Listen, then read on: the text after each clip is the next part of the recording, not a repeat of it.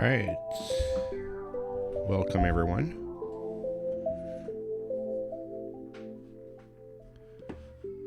Alright. Still trying to get a link created for this project so that we can display it on stream. Alright, who's there? We got 3 viewers. I think that's the most I had in forever. So there's Bruno. There Ayush and Kirk Kenden. Then there's me.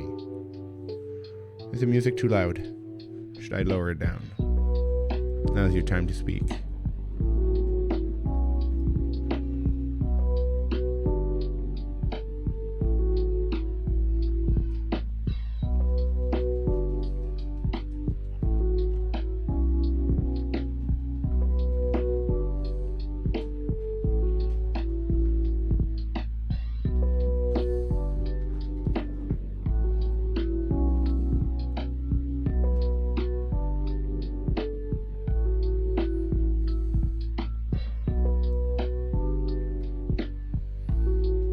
Should I lower the volume for the music?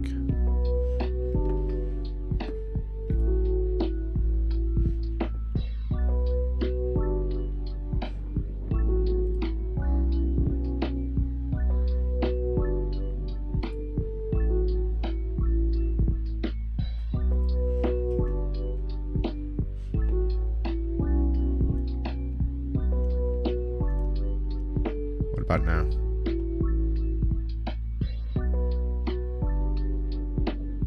Oh, Stuart. Alright, yeah. Hey, Stuart. So, I both know you guys. So let's see if we can do something about it. Like, add friends, maybe? There you go.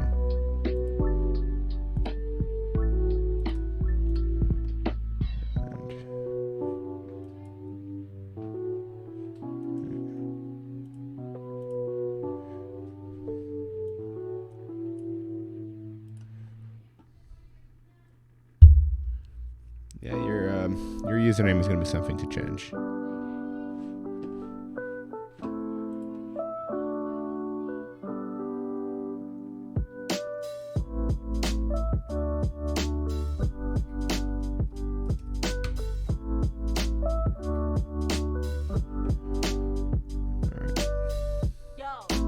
Alright, so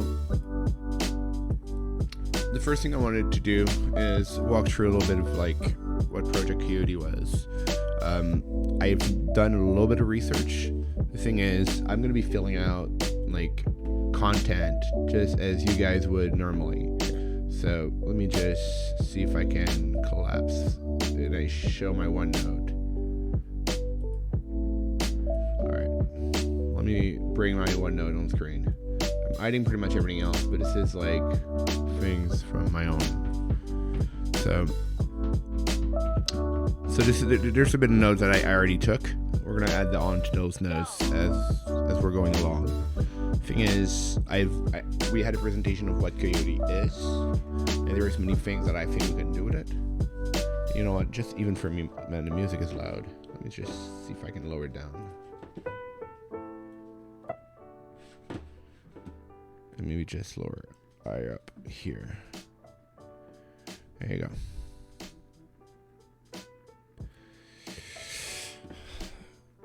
Yeah, Twitch won't let you change it too often. I think it's for spam reasons. Alright, so Project Coyote. So let's go Project Coyote. And no, this is not it. And let's just add Microsoft in there. There you go. So there's a few things we're going to start with. So, and yeah, this might be one of the good pages. Those are the samples. We're going to get there eventually. So I always love to start with the main page of Microsoft Research. And so there's a lot of you that may not exactly know how this thing is structured internally, but there's most products that we have, if you're looking at Windows, if you're looking at C#, if you're looking at Visual Studio, if you're looking at like a whole bunch of stuff that we have, including Azure services, it's all focused a little bit on growth and on like there's a PM assigned to this, and we need to make this like even better. We need to have more users. We need to like we need to make those things useful, and we need to make sure that like we're seeing like a lot of growth on those kind of things. And mind you, like what I'm going to say about Microsoft Research is not from like an insider point of view. It's from like what I'm noticing from the outside. And Microsoft Research is not led necessarily with PMs. Like there's a lot of projects on there that don't have a PM, and they have researchers, and it's pretty much a case of like innovation first before we even think about like, is it going to help us? It's more about like, is it going to help people? And researchers are just going to throw stuff that they want to try, or a project that they think they're going to have like a good future, or it's going to be useful. They're going to go at it. So let's just let me see if I can find one that is interesting. And yeah, by the way, they have like labs pretty much everywhere. So search Microsoft Research. Let's see, data center. So there's crazy stuff in there. Which one? There was one that was super interesting. I forgot about it. I think it's a project. I will see it when I know it. Let's see, Microsoft Research submerged data center. I think it's Nautilus. Is it Nautilus? Natick. So that's the project I'm looking for. Project Natick.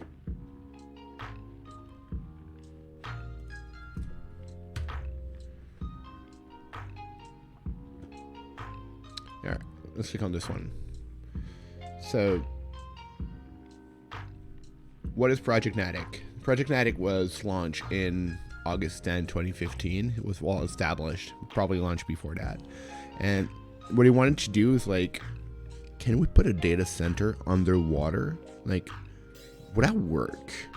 What are the, how much is that going to cost us? And is it better to like have a data center underwater because like the water is colder, so your data center can run more efficiently?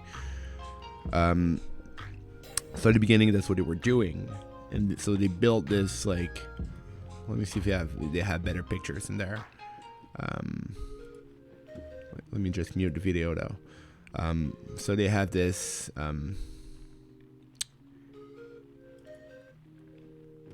they had those things that were like, they were throwing underwater, and they wanted to see if this stuff would work.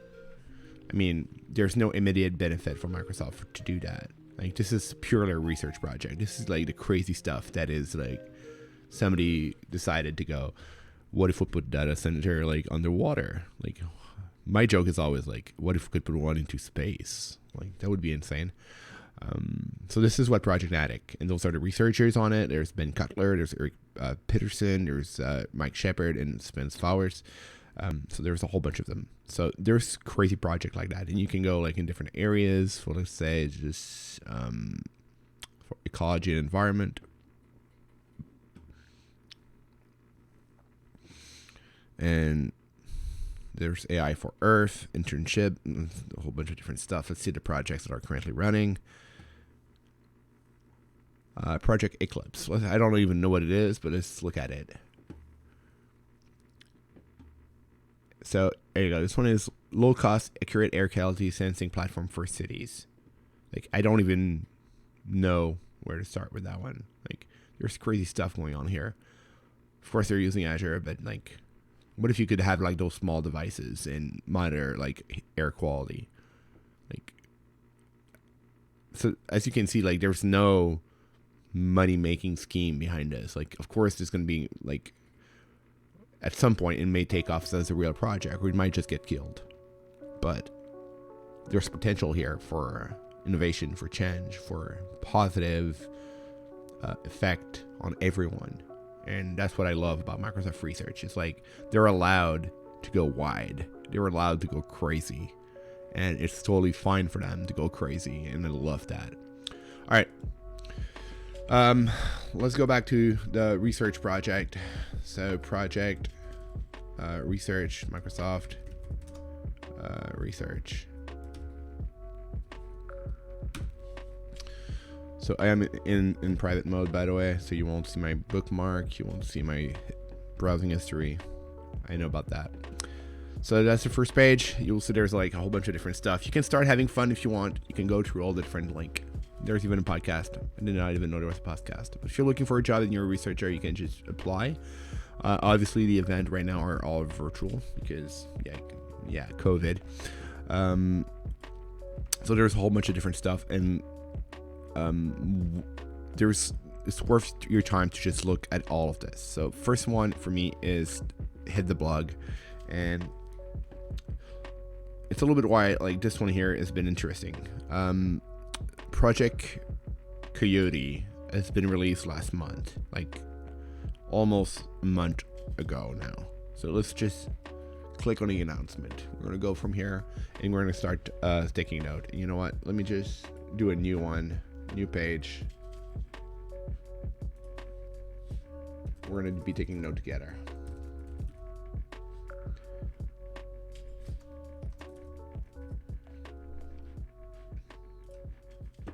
All right. So first thing I do normally is just put the thing on the side here and put that on the side so we can have like a little bit of note taking here. All right. Coyote, making it easier for developers to build reliable asynchronous software. So we know that Project Coyote is about async software. So async software. I'm just going to drop that there. For developers writing bug-free software that doesn't crash. Okay, so they're talking about bug. An increasing competitive world where software is shipped before it becomes obsolete. Blah, blah, blah. This challenge, yeah. Aggressive shipping deadlines. All services are distributed per RAM, comprising multiple backend tasks. Coaching exchange, asynchronous signals. Let's hear that word again.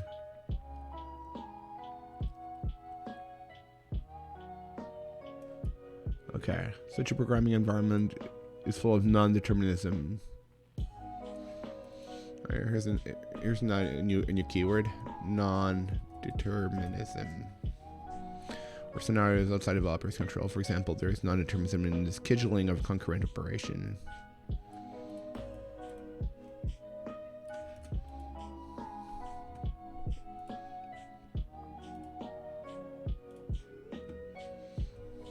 Alright, scheduling, concurrent operations. That's all part of the non-determinism here. Random firing of timers, retry logic, timeouts. So, like, they're talking about all those kind of things like that happens normally in a system. So you're trying to do like multiple thread. You're trying to do like multi-threading. You're trying to do operations, and the non-determinism that they're talking about is like the scheduling. So if you're starting like 5 threads all at the same time, like, can you tell me which one is going to run first? Like, is that even possible? I don't think so. So like, what if you're doing operation on different thread and they're not safe, right? So that might be interesting. Non-deterministic systems software, blah, blah, blah. Things such as failure injection and stress testing can either be too complicated to set up or time-consuming and no guarantees. All right. Now let's try to do like direct paste here. All right. And remove that. All right. Consider cloud service. Let's say implement a Raft consensus protocol. I don't know what Raft is.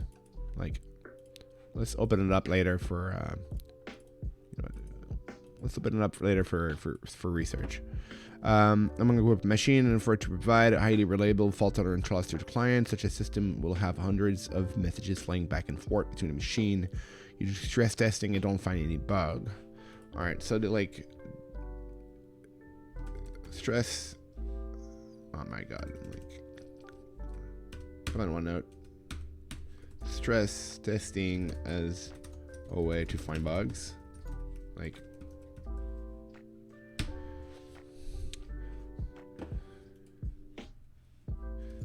ain't supposed to be okay.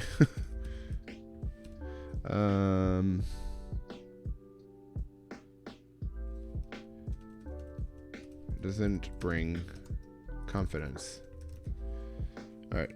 So for those that don't know, when you have a very highly concurrent system that have like that are sharing messages, and you don't know like the orders in which they're going to be happening,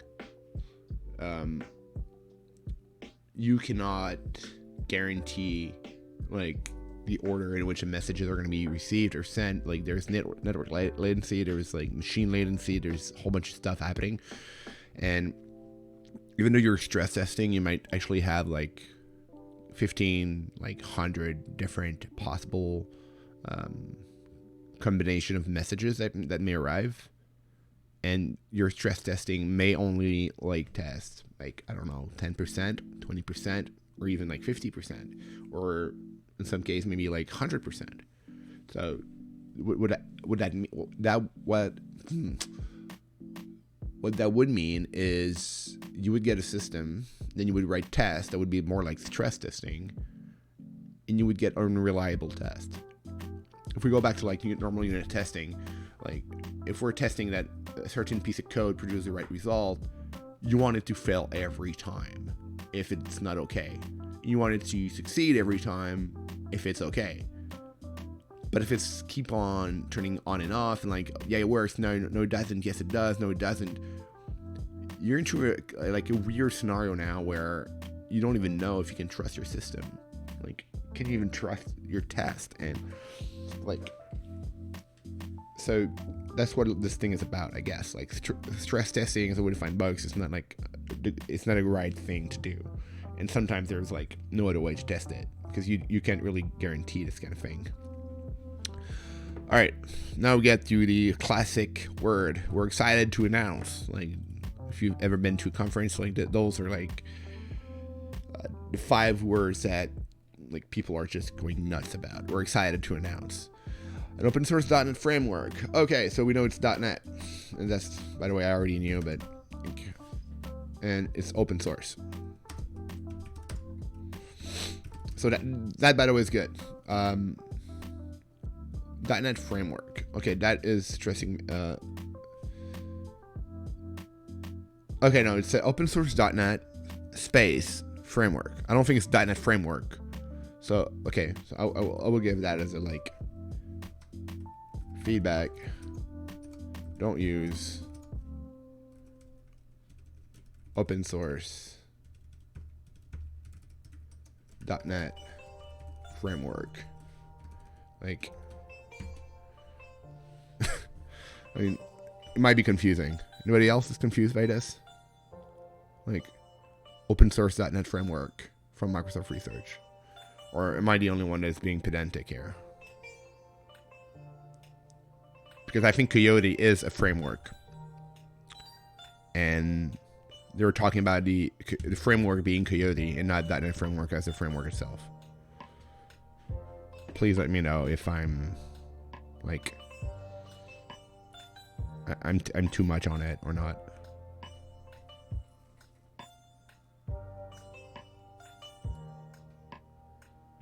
What do y'all think?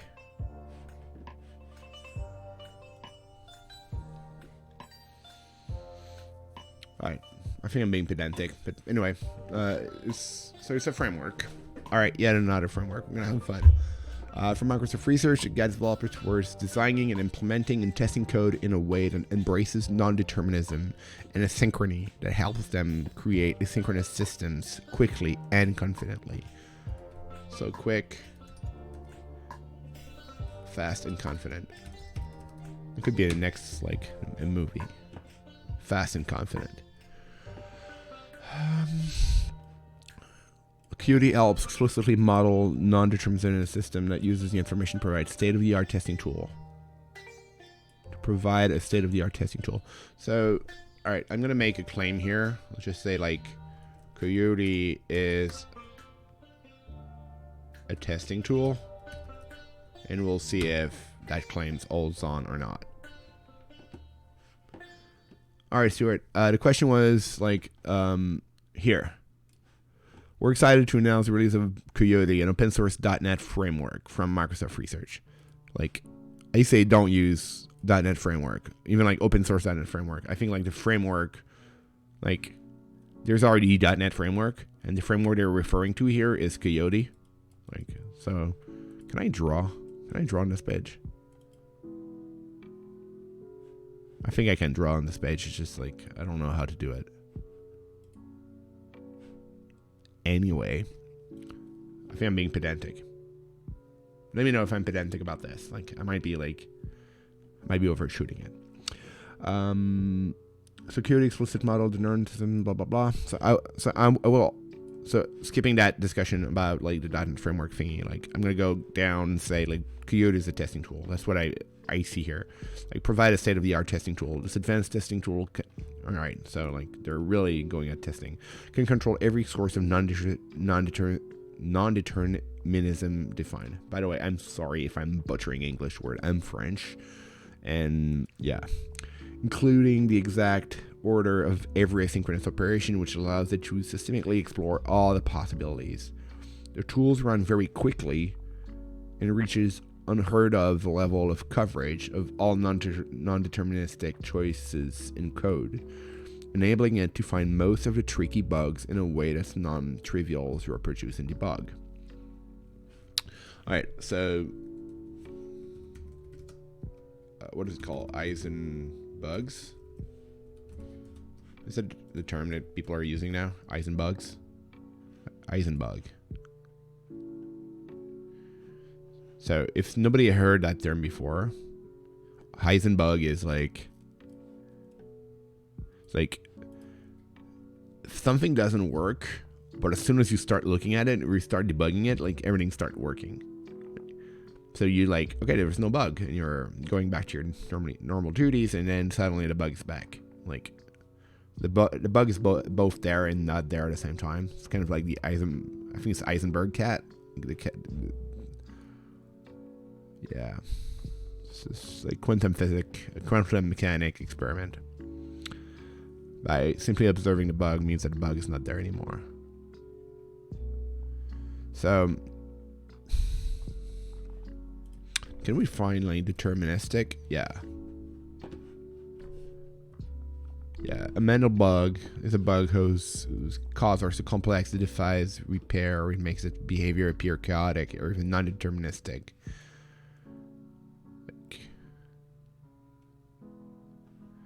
So basically, the mental bug is like, so there was 99 bugs in my code, and when I fix one, I have now like 150 bugs in my code. I think the line could be misleading. They're referring to Coyote being an open source, or the .NET framework being open source. All right, so I will take that feedback and bring that back to that team. I think it's like, I think I'm not being too pedantic about it. Oh yeah, it's the shredding bug. Like the shredding bug is like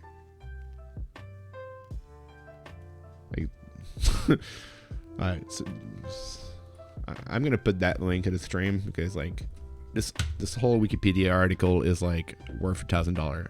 It's crazy. Let's go back to this blog announcing everything. Alright, as a result of years of investment from Microsoft Research in the space of program verification and testing, and by the way, that's true, we're spending a lot of money on that. Coyote is being used to build various components of Microsoft Azure Compute, such as Azure Batch, Blockchain. Framework received positive feedback from the Azure team using it. So, is there links to this? Like, are they like? So this it's just a link to the different products and the docs and blockchain services. And okay, that's like one of their case studies. We're gonna look at that later. So there's a programming model here. All right. So it's not just a testing tool. There's a programming model that is like behind it.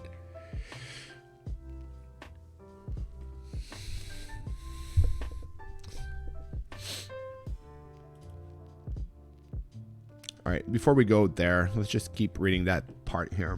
One engineer said features developed in Coyote test model were perfectly in production first time, while another noted a feature that took 6 months with Coyote was developed in 1 month. So what they were saying basically is that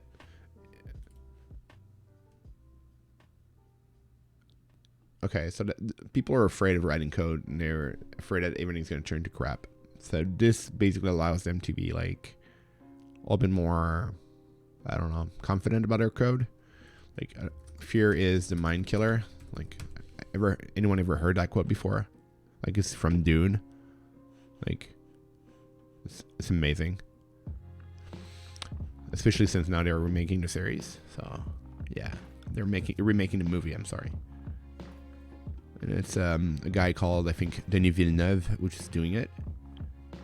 Yes, it's from Montreal, I think. Anyway, we're not gonna get like sidetracked too much on this. So Coyote is a testing tool, but also I would say that Coyote is a programming model. So we're gonna have to be careful about this. Coyote, which evolved from previous Microsoft research project called P#. All right, something to. Yeah, there's nothing here.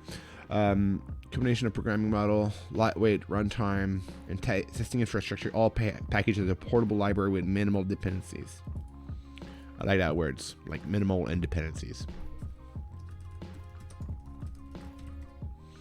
The framework support 2 main programming model. So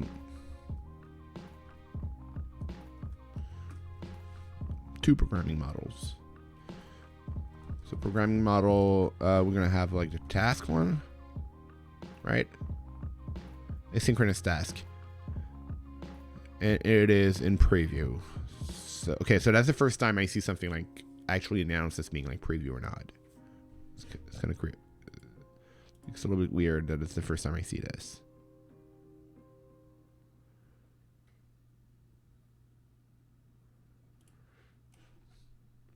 All right, so I'm guessing like this is all based on like TPL, which is task programming library, right? Did I get that right? Microsoft TPL,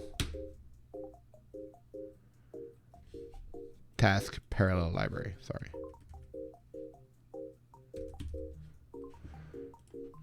For those that don't know, like this is all like system.task, like system.threading.task. I'm sorry. So instead of dealing with thread manually, like now we just deal with task. So you can just start new task and things just kind of work. And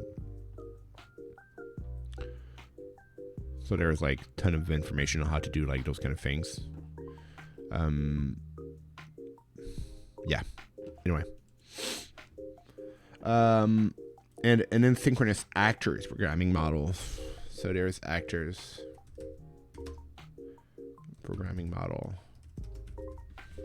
So I have no experience with actors. That's going to be interesting. If you're happy developing your code using C# async await synchronous code, and Coyote can add value on top of that. If you switch the Coyote test library, the Coyote testing tool will look for bug by systemically exploring the concurrency between your tasks. However, while the C# async await feature is wonderful, it sometimes yield code that is too parallel, resulting in a lot of complexity. For example, when performing 2 or more concurrent tasks, you need to guard private data with locks, and then you have to worry about deadlocks, and Coyote offers an alternative to solve this with a more advanced async, blah, blah, blah. Okay. So basically what they're telling me is when you have like tasks that are too parallel and it's starting to get complex, especially if they have to deal with like other kind of data that are common and shared, things are better if you're using an actor programming model. Not necessarily a Coyote programming model, but like an actor programming model. Actors constrain your parallelism so that a given actor receives messages in serialized order via an inbox. Actor models have gained a lot of popularity. Like, what are you talking about? Oh, you're talking about Wikipedia itself. Like, Yeah, okay. I'm not reading that on stream. Let me see if there's like something for C# here. Orlean. Project Orlean. So like that would be like one of my questions, like what's the difference with Orleans? Right? That would be a good question. I think I got an answer to that earlier. I think they talked to us about this. So there's Orlean, and that would be like protractor. That was also like in there. I think we need to look for .NET as well. It's not just C#. So Akka is one. If you ever used Akka before, like I think you would be very familiar with the actor model. There's a few other like Net, Redlang, and Act, but those are inactive. Post#, didn't know they had an actor model. I guess now it's the new thing, right? Everyone needs an actor model. All right, so let's not go too deep on this. Let's just like keep Orleans up, and we'll get a little bit more information out of this. So actors essentially embrace the synchrony by making every message between actors an async operation. Coyote fully understand the semantics of actors. Did I skip ahead a little bit? No, I'm good.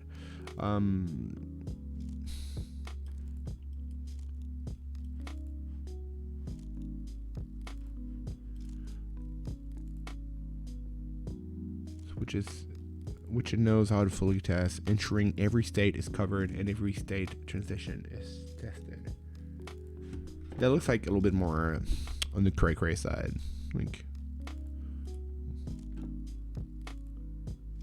okay, they have a state machine demo, so let me just back out for 1 sec and we're gonna open this up and we're gonna look at it later. It's an animation. So, you know what? Let's look at it right now. Like, so here's a wait. Whoa! Pause that thing. First, we want this to be full screen, and I want this to be full screen for everyone to see. Like, those are like events that are happening in your messages. Like, things are going on, like tasks and timers, and like they're talking about this draft thing again. So how do you find bugs in this, right? Like, it's a little bit crazy.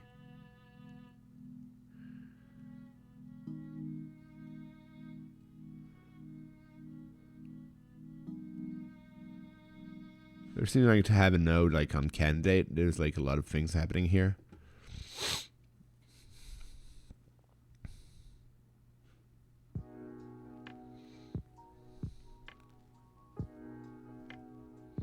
That's actually kind of cool. All right, let me get out of like this full screen mode and sit Sheen demo.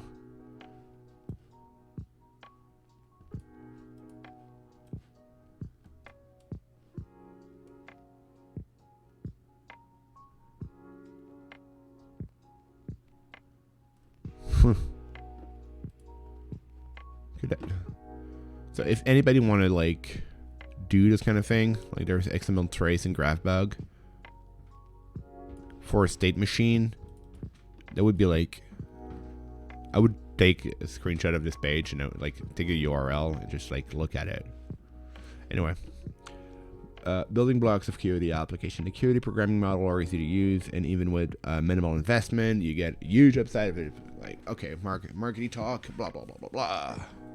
The more time you invest in Coyote, the greater the benefits, of course.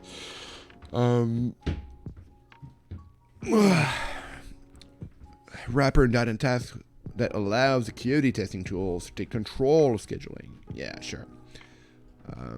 Yeah, it's a classic. It's a wrapper, so they basically can do anything over the task. I do have concerns though with the wrapper itself, mostly because if you're in the .NET world, you may be referring to task. You might not be referring like to the underlying interface. So if they're replacing all of this, how does it jive with like third-party libraries and stuff like that, right? It's a good question. All right, let's see how it goes. Actor, state machine, and advanced base class for the Coyote actor programming model. Yeah, so they have a state machine.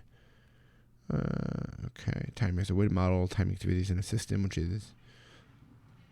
So they were basically doing the whole thing of timers. And by the way, if you're hearing noise in the background, it's like the whole like COVID thing happening. So basically the kids are home, the girlfriend is home, so like, and the dog is there. So when the kids want to get in, they don't know how to open the door, so they just ring. So the dog just barks, and like, yeah, shit goes like chaos mode like real fast. So I'm sorry if all this happens, but that's the life we live in right now. Logging feature that allows you to see debug messages in context with decision, blah blah blah. Okay, so we're not gonna be able to go through all of this. Like, this is like, we're already like 40 minutes in, actually 36 minutes in, and we kind of know what a Coyote is. So they have mock actors here. To get the best test performance from the Coyote framework, it's recommended that developers mock all the system outside their control. Above is a typical test setup. Okay, larger team can share their Coyote mocks for improved code reuse and testing. In fact, you can publish Coyote mocks as a precise protocol definition of your public service.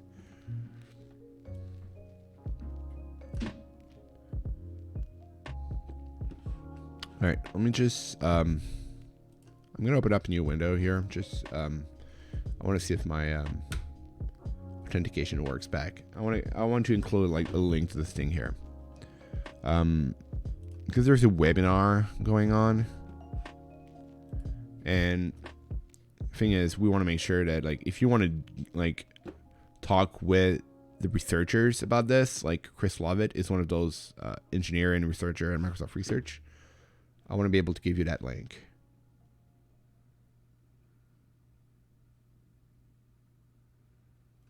And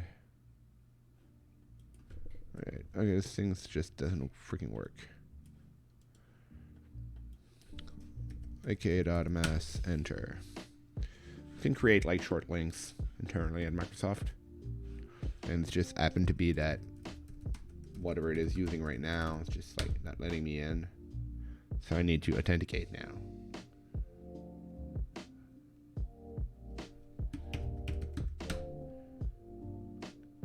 I'm doing that in a separate window so that you don't see like all the fun information that I'm privy to.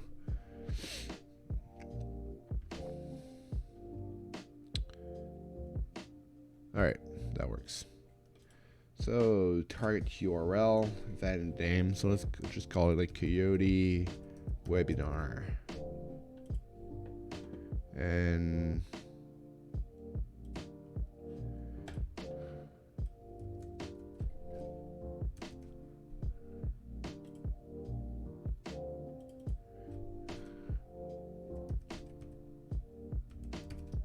does that work?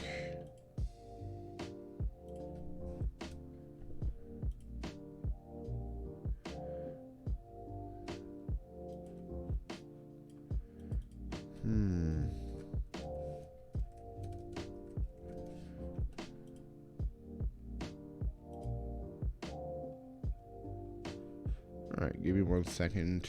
I need to go.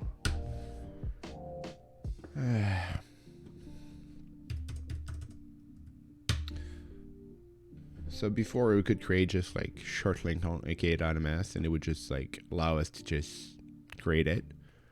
But now we need a second owner just in case like I get fired tomorrow morning. So yeah.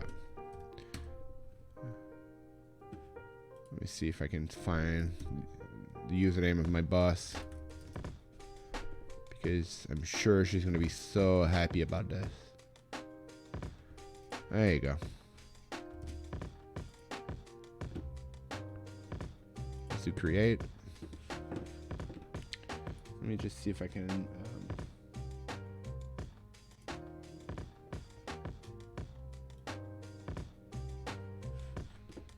All right. There you go. that link now is live. It's just at the bottom here. So if you want to go to the webinar, could probably choose a better color, but I mean,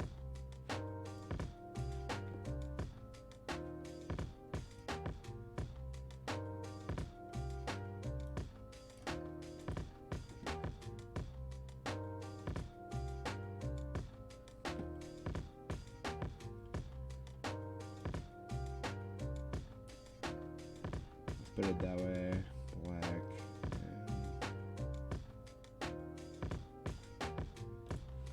Yeah. There we go. So that should be good. Right.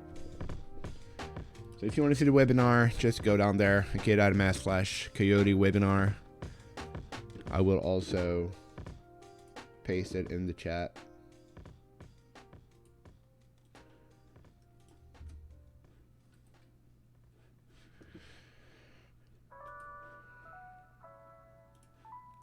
All right, there you go. So this link is basically the researchers themselves that's going to be doing like the whole demo. So there might be things that if you go there, you will see again. Yeah, he's been at Microsoft for a while now. All right. So we've gone through this old announcement. There's a webinar here. There's research behind Coyote, which we may want to look. But the thing on GitHub is like it's the interesting part. This is not interesting. The GitHub repository is right here. Let me take that down. And all right.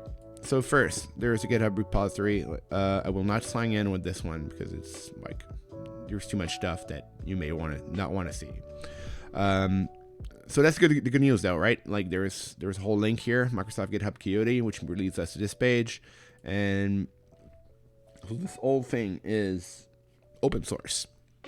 It's compiled on NuGet. There's the Azure pipeline. Can I see that? I love Azure pipelines.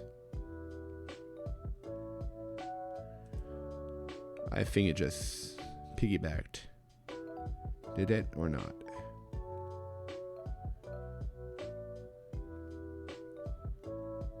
Okay, so I don't have access. Okay, fine. Keep your little secrets. So the docs is also open source. The tools that they're using are benchmark, coverage report, Coyote, blah, blah, blah. There's scripts. Run tests, run benchmarks, and blah, blah, blah. Yeah, sure. A few common stuff like build props and yeah. Don't care. So the whole source code is going to be under source/core. And you can look at the CS projects to see like what they're depending on. They're importing those dependencies here, creating assemblies. Package tags, this is purely for NuGet. It's not for us.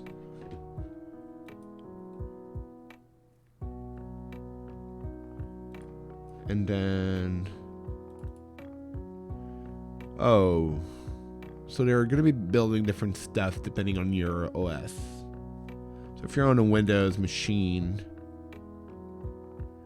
they're going to be building that standard 2.1 net 46. So this is .NET framework, like the good old .NET framework. And those three, by the way, are not cross-platform compatible. So you're only going to be able to run on Windows. But if you're running Unix, they're still going to be compiling just the base .NET Core 1. But if your target framework is .NET 46 or like one of those trees, you want to make sure they include system configuration. If you're only in .NET 46, they need value tuple. So they import that from NuGet. And otherwise, they're using task extensions. That's it. So they have a whole bunch of different stuff. I don't think I want to go down that road. So that takes us to this Coyote thing here, which like there's a whole get started. And I think we should actually start doing a little bit of code now. There's case studies on Azure, stuff like that. Like there's talk to us on Gitter, find us on GitHub.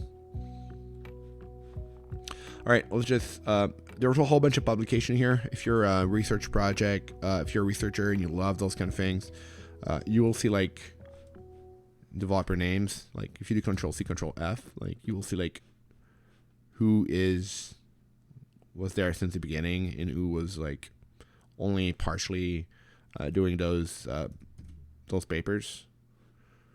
So we'll say this one here. All right, so see, there was a whole bunch of researchers, and there was research happening like since at least 2015 for this one. So we're talking 5 years, and I'm not interested in this. So one of our question was like, what about Orleans, right? Like, what is Orleans? So this is a whole complex framework for building robust, scalable, distributed applications.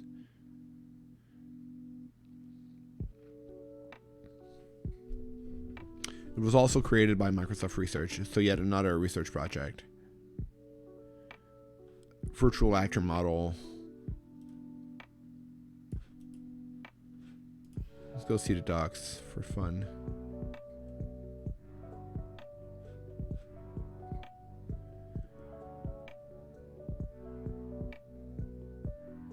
They have this Internet of Cloud backend happening on here. So Erlin have a runtime. I'm not quite sure like this one has a runtime. I think it's just like wrappers and like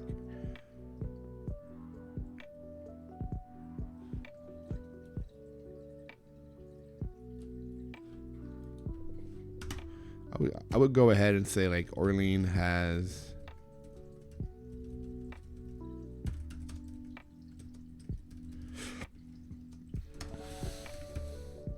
this is like pure speculation on my side. So in addition to the core programming model, the silo provides grains with a set of runtime services such as timers, reminders, and blah blah with front end. Okay. So they're compatible with everything. Alright. We're not here for Orlean. That's another project, Protractor, which is just want to make sure if it's alive or not. Is this thing dead? After that, I think we can just Proto Actor, sorry.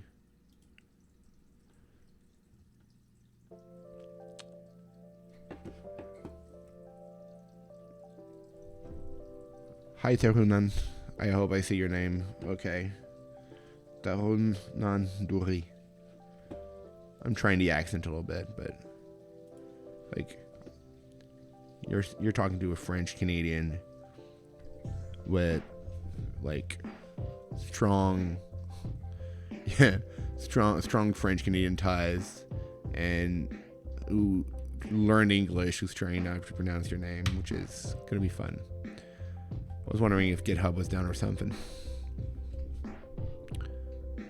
Alright, so like if you want to see if a project is alive or not, you just like click on the commits and you look at when it was last published. And like this is branch dev probably, but yeah, this is good. So we'll see here like 26 days ago, 26, March 24th. Like this is legit. Like it might not be like super active, but it is still active. So we're gonna like consider this like alive. I don't even need to think like that does it work or not, but it's just definitely an actor system, and I think we could have like the difference here. Like what's the difference with like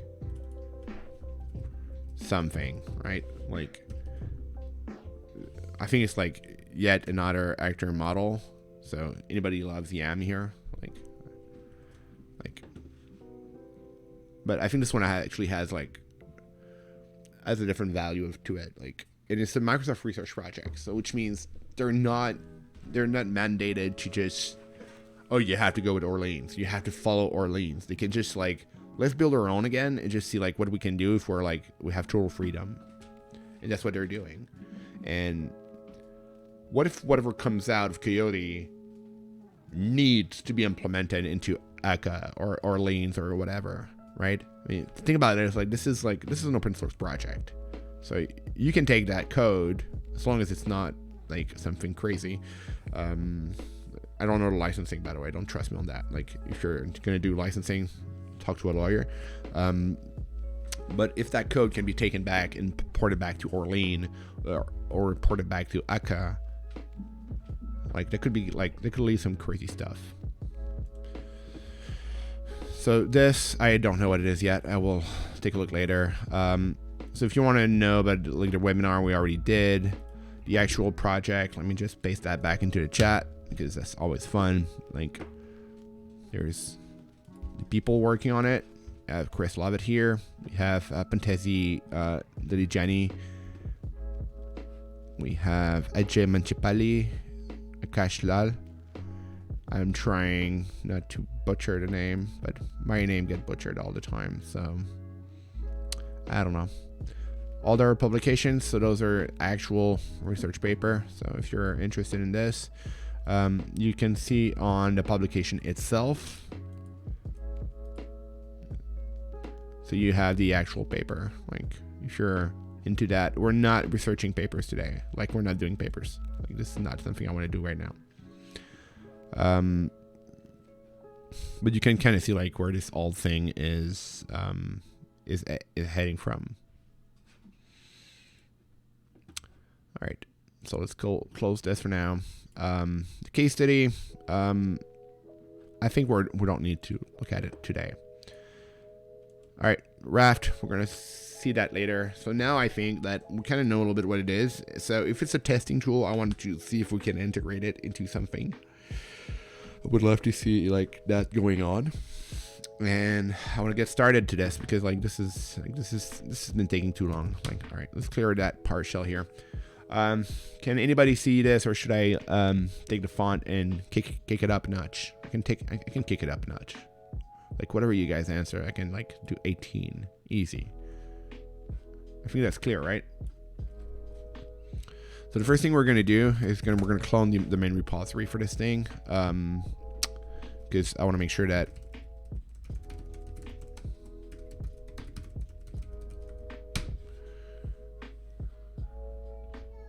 okay. Thanks, Stuart. I bumped it up to 18 so that people can see it.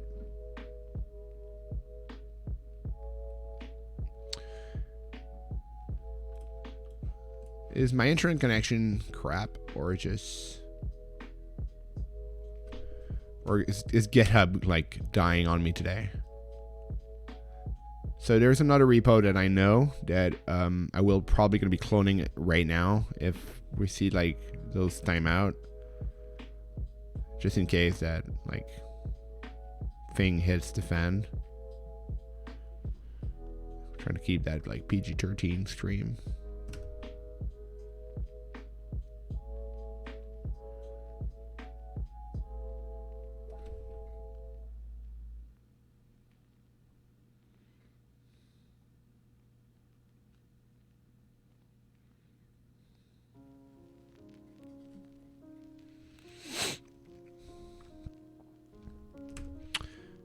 All right, there you go.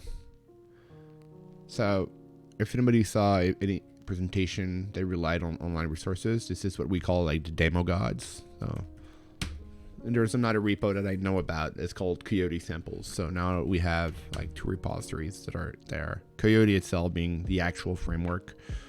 So we can go there. We can list all the repositories that are available, blah, blah, blah. I'm not going to be building it because we can do better. So let's clear this, and let's, you know what, let's actually use their links here. Get started. Because that's the first thing we're going to do. So first, the Coyote libraries and tools can be installed by adding the Microsoft Coyote NuGet package to your C# project. Thing is, I don't want to be doing that from scratch. So I'm probably going to be looking at the samples, and we'll see how it goes. Installing the .NET 1 Core 3.1 Coyote tool. Here's the thing that I found out while doing my testing. You see here the prerequisites, like .NET Core SDK 3.1.201. You actually need that version. Like, you don't, if you're running a preview version, not going to work. This is weird, but it is what it is. So I'm going to be like doing this. So .NET tools. If anybody like ever used .NET, like .NET Core, like this is like pretty great. You need to run this, and you will see like you can do like list SDKs. You can see all the SDKs I have on my machine. I have like a few preview version, and you can see the runtimes. Yeah, there's a lot of them. So let's do .NET help, and you will see like all the available command. And for us, the one that we're looking for is tool. The tool command allows us to install or manage tools that extend the .NET experience. So think about like the npm global tools. Like this allows us to do just that. So we're gonna want to install. So let's just keep on. I'm running that like somebody that does not know what he's talking about, so that you know like how to do it. Like that -h at the end is like your God sent helper. Like you don't know what you're doing, so you're just like add that -h at the end, so you kind of know like you're kind of walking through the command line, and you know like where to go next without an error, without typing blindly. So that's like driving with blindfolds on. You're like, I hope this command works, and you press enter. Like this is just like, where should I put my hand? Where's the steering wheel? Where's the shift and stick?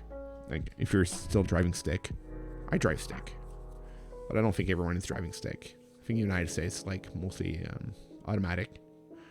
I drive automatic now, but I can drive stick. So then a tool install, and so there's a flag here for globals, which what we want. If we're only doing local, it means that it's only going to be available within that specific directory, which I don't want to. I want that to be global. So we're going to install the package itself, and then I need a package ID, which is Microsoft.coyote.cli, which is here. And we could like, there's many other like version and ways to do it, but mostly like the first flag is the one we want, and this command is what we want. So a clearance with a 1 and a 3.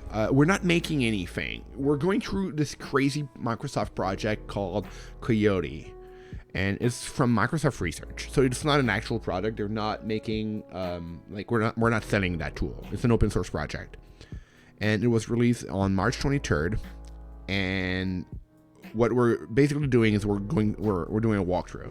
I have OneNote open, about like we read the blog post announcing the product release like a month ago. And we basically like took all those notes. There's a webinar from the actual developers that I dropped like at the bottom of this stream, like aka.ms link.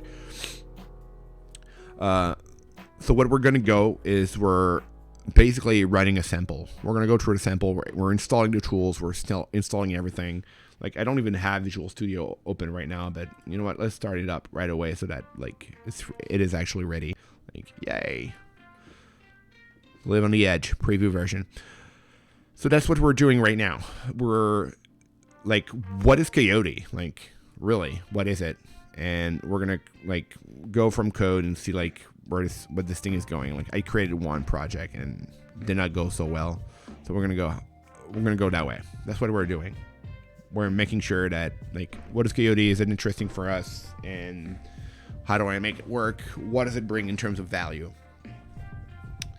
So let's do this. So we have Orlin as a runtime, that Coyote. We installed the actual tool. So now to test that, we want to make sure that we can do like Coyote, right? And holy cow, oh god, yeah, it's a pretty cool stuff. I mean, it's not every day that you get like a Microsoft research project, because they normally don't have like a marketing team behind it. They don't have like product release. They don't have money behind it. It's a research project. So sometimes it might be cool. Another cool Microsoft research project I want to look into in the future is F-Star. If nobody's knew about this, F-Star is kind of like it's freaky. It's a functional programming language. That might be like for a later stream. Like we're just doing it like a parenthesis here. So let's like open up a bracket. So it allows you to write F#-ish code, and what F-Star is going to do is going to do validation on your software. So it's going to make sure that you're using the right size for binaries for all your variables. That there is no what's it called? There's no overflow, running things from memory, like all those security problems. Things were happening like way back in the days, like in 2011, I think. It was a hard bleed. The whole OpenSSL code was like, I'm sorry, but it was shit. Like, things were not working. And there were so many bugs that people just like started rewriting the whole thing. So what F star here is doing is that it allows you to write code, and basically after verification, you can have OCaml, F#, CWASM, or ASM code generated from this. And all of this, by the way, is from something called Project Everest, which is a collaboration between Microsoft, INRIA, Carnegie Mellon, and a joint center from Microsoft and INRIA. And it allows you basically to do this kind of thing. Like, it's crazy. So that's another one I might want to like jump onto, but I might be like not here. So all those are project, by the way. And if you think like that was just like the end of it, like if you're using Firefox today, like ACL Star, it's actually being used. Like it's already being used in Firefox. Did they say it here? Firefox. Yeah. So it's already used like in Firefox. It's used in WireGuard. It's going to be, there's a thing called, I forgot the name. They created a project with ACL. I don't remember the name, but it's going to be on Linux based for security purposes. And this allows you to basically write super secure code. But that's another thing that I'm going to have to get onto like at some point. But anyway, let's go back to our things. So that's what we're doing. Building the Coyote project. Not interesting. Like I don't want to do that. Like this is not something I want to do. Installing the Coyote command line tool package. We already did that. So they show you how here, like how to install it from an actual compiled version. So here's a few things that I'm going to put in my notes here. Like if I'm going to be like feedback, I had a thing like for feedback earlier right here. All right, so let's just take that out and put it back down there. All right, and instead of like of this being like just a single line, what we're gonna do is we're gonna make this like a whole header, feedback. So build from source. You're telling me it's open source. It runs on .NET Core, yet prerequisites VS 2019. Like, that is weird. You should not need Visual Studio 2019 to build .NET Core project.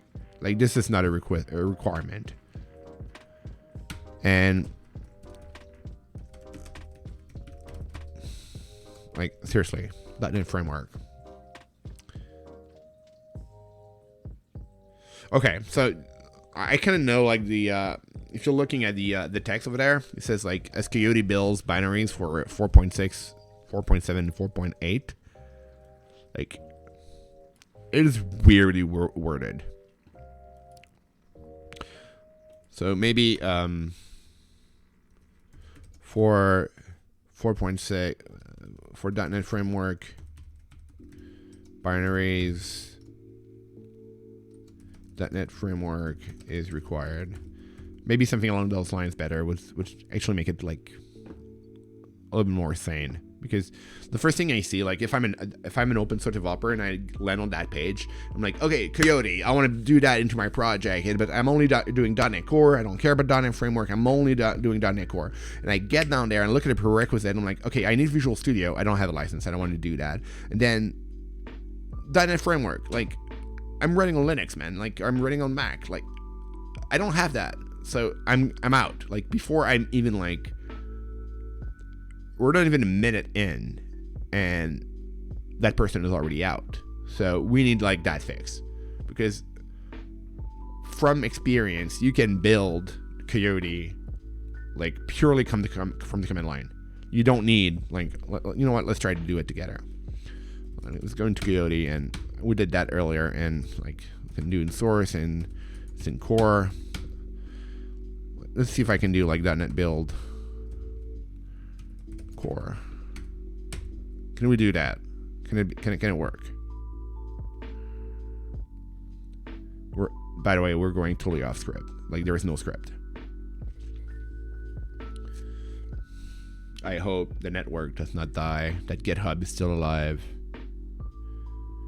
So see here, like there's errors. So that is bad, because here's the thing, is I'm not doing .NET Framework. I'm doing .NET Core. Like, if you don't know what the difference is that .NET Framework is the thing that was installed on Windows machine way back in the days, and that it was like, that was it. And that was the only .NET Framework that was available for everyone. And I'm not doing that anymore. I want to write code that can run everywhere, including on Docker, without requiring 40 gig things. Okay, so you can see here, like, look at that. Like, there's actual DLLs that were outputted. Just there's a ton of errors. And 2 errors is like, it's bad. But it is compiling. Like, it is compiling for .NET Core. So here's one of my feedback for that team, right? So let's put it that. Like, when building from .NET build without .NET Framework installed, it should not output errors.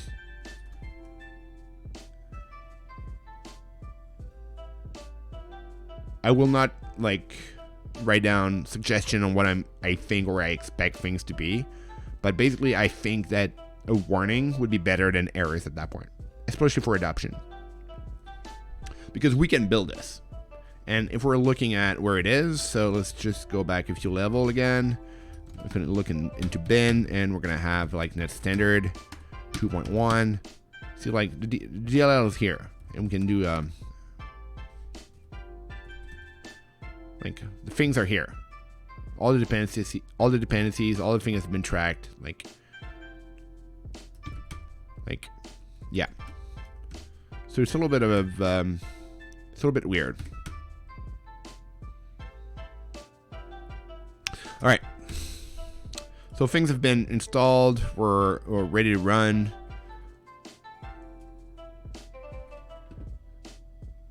We don't need that. We don't need all that. Like, this is all already done. I don't want to run the test. Building the samples. You know what? We're going to go like, yeah. I'm not going to be following that. So let's go back up and learn. What is Coyote? The overview, tutorials, and samples. All right, let's do Hello World task. Like, there's a whole description here. What is Coyote, by the way? Like, let me just go back. Like, I think there's a whole bunch of different information here. If you're interested in this, like, let me just paste the link again in the chat. Like, what is Coyote? And sure, we could spend more time on this, but I think we're on time now to like actually do some code. Like, all right, let me just collapse that for now. Hello World task is a simple program to get you started using the async task programming model of Coyote. So to run the Hello World task, you'll need Visual Studio. You won't. Trust me, we're not doing Visual Studio, or at least not for now. Let's see if we can do like, if we can go against script, like, right? Like, I don't need Visual Studio. You're not going to tell me how to run my stuff, kind of thing. So let's do the Hello World task one. All right, so let's open up code. All right, so there's 3 viewers, and I'm using, come on code, you can do it. We trust you. So I'm using this theme. Anybody want to have like something darker? Like we have Visual Studio Dark, which is like pretty relaxing. Or if you're into meme mode, there's always like the hot dog stand. Anybody love the hot dog stand? Oh, no, I'm alone. Okay. There's Monokai, and this one is my best. Like, anybody remember Microsoft DOS? That was crazy. Anyway, let's go back to light. Yeah, there's crazy things in there. All right, so I always have like this weird thing happening with my code. Like, see here, like it's kind of like clipping, even though we're maximized, but yet it's still like.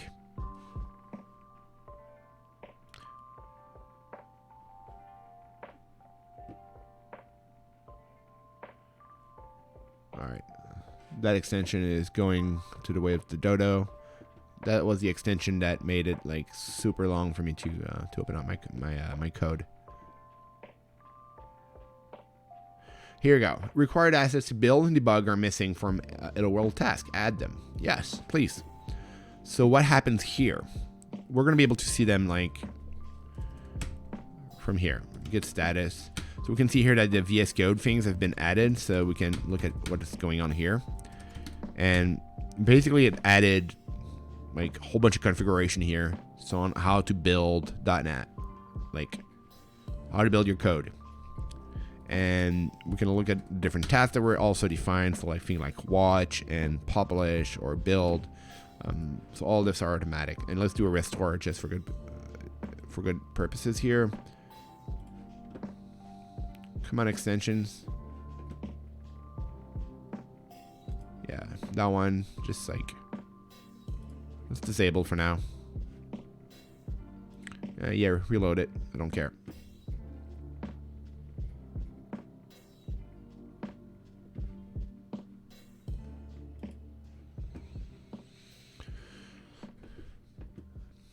All right, so we have our code. We have our README here.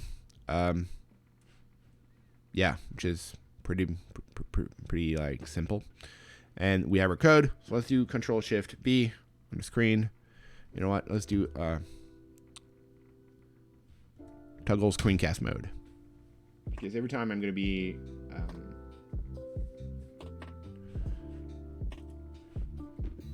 be doing like commands on screen, you're kind of gonna be able to see what's going on here, so that we don't have to. I don't have to tell you exactly all the shortcut I'm doing. So like if I do Control-Shift, like this is gonna be happening. Like it's crazy. Let's build. All right, so let's select the build task to run. Let's go build. All right, so it's just running build on this thing. Determining projects to restore. Let's do this.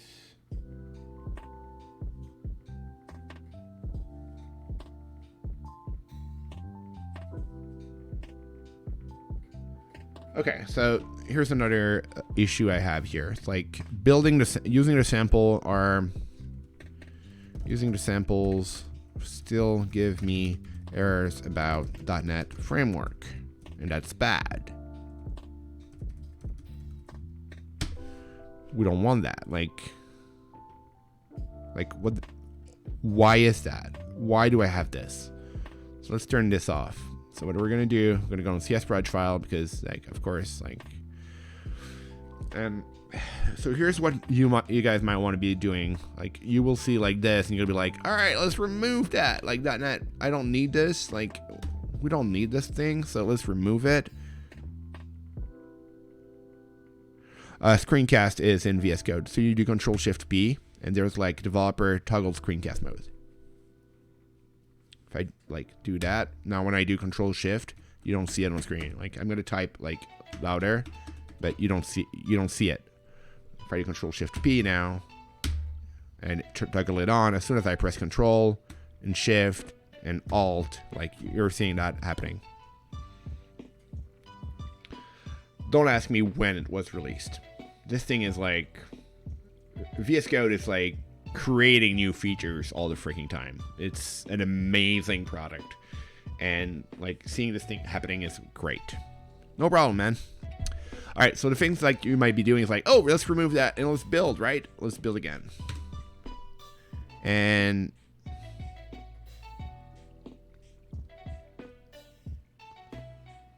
And at that point, you're going to be like, hey, man, it actually works. Look at that. My DLL was used. There's no problem. But this is wrong. This is wrong. You did it wrong. You did it wrong. Like, even if we save that and we do it again, like, this is wrong. Because, here, let me show you. Let's open up a terminal, new window. And, come on. All right. So let's just, yeah, I did do the man. Okay, this is verbose. Like, it's very verbose. Okay, so I have no clue what's going on here, but let's see what we can do. So let's just.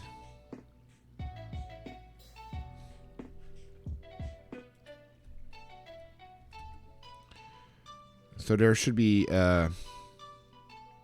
yeah, there's a bin file here.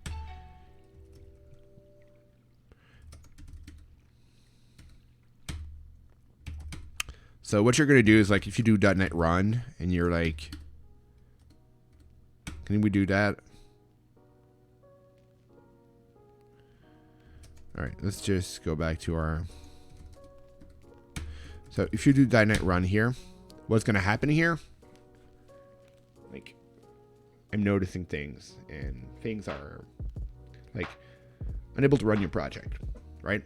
You're like, but I just compiled it and everything worked. I'm unable to compile. Why am I unable to run? Like, you have to, your project targets multiple frameworks. No, it does not. It only targets one. Why does it need to use the -- framework? Let me show you a secret. Target frameworks.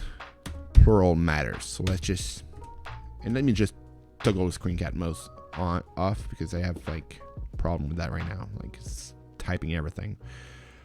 If you remove the S at the end and you're recompiling it, let's do build again.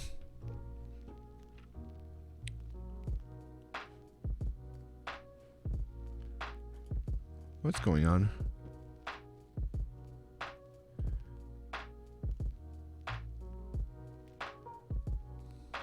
XML at the root level is invalid. Yeah, of course it is. Sorry about that. I'm sorry, OmniSharp. I'm so sorry. Let's build it again. Please forget me.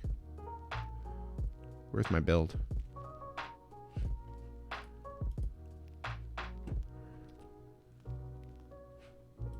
There you go. Let's build this. I always type in the CS Brudge, then I save it, then I'm wondering why things are not working again. It's a classic. So you see here, this thing is going to work again, but this time, if I go into our PowerShell and I use .NET Run, no changes. We should have like one output. See? This thing works. So let's add that to our list of feedback to the team.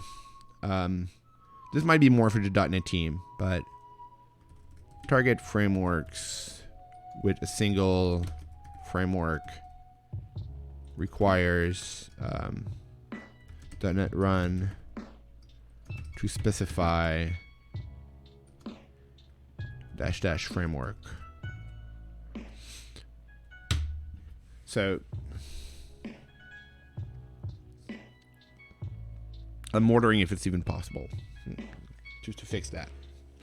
Like, for me, it's Scott Hanselman way back in the days used to refer to like those small little issues that are like have clear workaround to be like death by 1,000 cuts. So you're working with your code, and you're like, this thing explodes in your brain, like, but one at a time, boom, boom, boom. So at some point you're like, you've encountered like 50 small issues, and you die a little bit inside every time. So this is a little bit like what I'm seeing here, like .NET Framework and .NET Frameworks. Like, there should not be two, there should be one.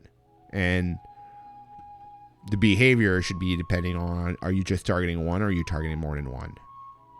And this one's targeting like the latest version, and it should work.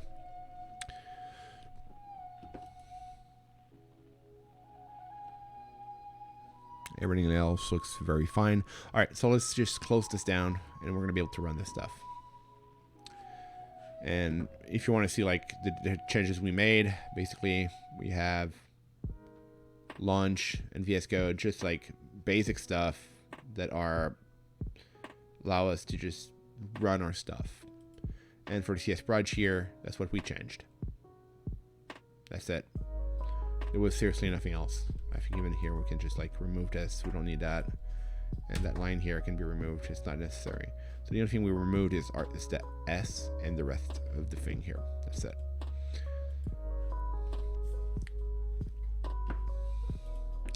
All right. So let's. You want to build again? Go ahead. So let's look at the code.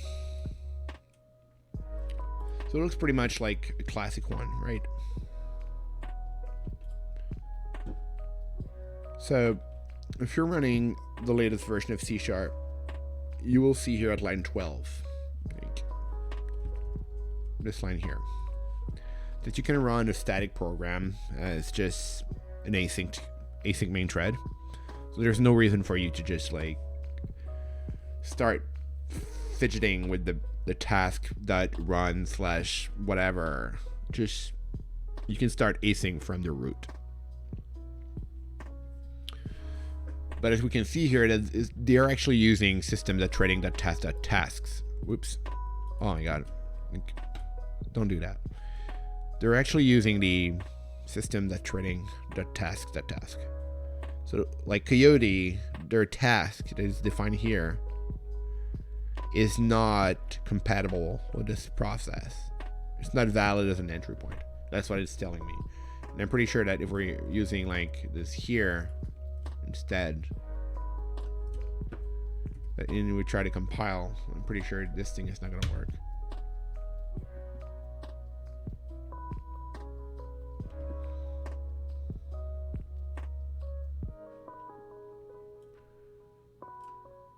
Yeah. Wrong signature. Like, this is like hard-coded signature. They have to use this.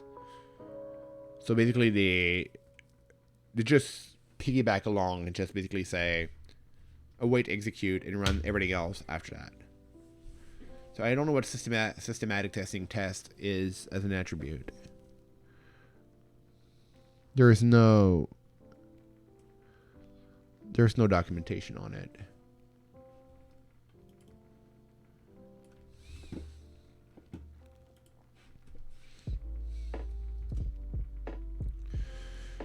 Oh, there.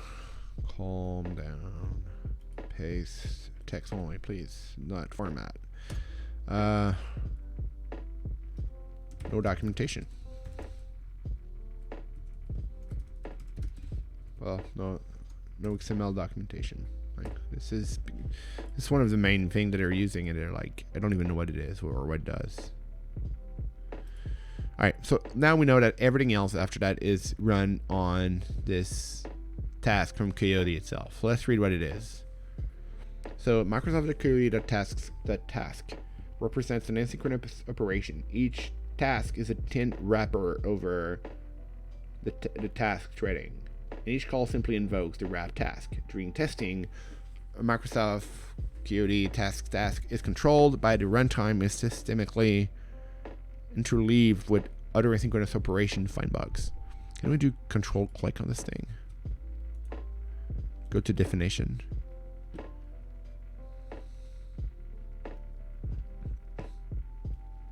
Okay, so we can't. But the thing is, this code is open source, right? So let's just go to Microsoft/Coyote, and we're just gonna type T in here, and we can just do task. You're gonna have like boom. You're gonna have the file available right here.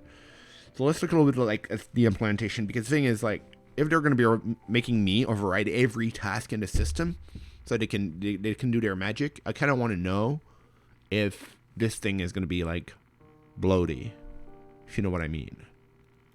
It might get very bloaty, and I'm afraid of that. I don't want to be afraid. I want to be confident. That's what we're saying. Like, if we're looking at the OneNote, like, that's one of the key points that they were mentioning. Fast and confident. Like,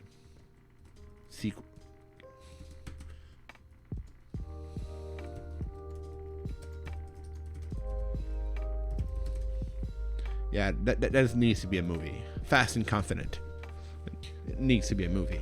That would be with 9 instances of that same movie. Completely off the hook every time. That'd be crazy. Alright, so every time you see system task here, what does it refer to? We can look at the usings. And most of the time people are using usings like this. But you can actually define an alias for a very specific element. And in this case, they're using it like the task. The task that is from system. They're just being defined as system tasks. That's what they're going to be doing. So let's keep on going down. And we can see here that their internal task is also system task. So let's keep an eye on this. So the current ID is just basically just saying system task that task at current ID, system task that task that completed task. Like they're really just piggybacking over the top. Like I think internal task is actually going to be better. So yeah, so the internal task is just this. It's just they're just letting itself go through the whole process. Things like line 104, by the way, is just compiler like directives. They're not very important. They are important for performance, but are not important for us in terms of functionality. So even like here from result, things are just like it's a wrapper. So there's a whole bunch of wrapping here. Controlled runtime. So basically what it's telling me here is that they have a flag that if the runtime is not controlled, as in it's not being live, like it's not running by Coyote itself, things are just going to run. They're not, everything's just going to be delayed back to the actual task. I feel I'm right here. So it doesn't look like, it looks like it could be heavier if it's run through our command line. Like, let's clear that. Like if I run Coyote, then yeah, it is could be Coyote controlled environment and it's going to be a little bit crazy. But otherwise, it's just piggybacking back to just like it's forwarding all the calls to the system task. So it's not redoing the world all the time.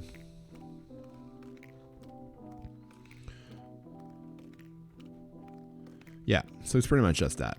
There's nothing crazy here. I'm looking for like big blob of codes and I don't see any.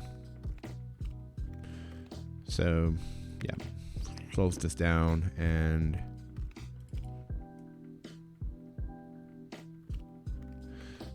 so this, what it's telling me here is that they're using task as a drop-in replacement, and like this is making me curious about what it is.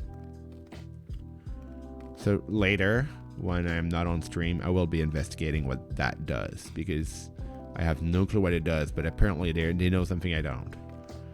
Which is not surprising. It's Microsoft Research. They know a ton of stuff that I don't know. All right, so let's go back to this example again. So we've compiled our code. It says like, you need Visual Studio. You don't. Install the Coyote tool. Already done. Way ahead of you people. And clone the Coyote samples get repo.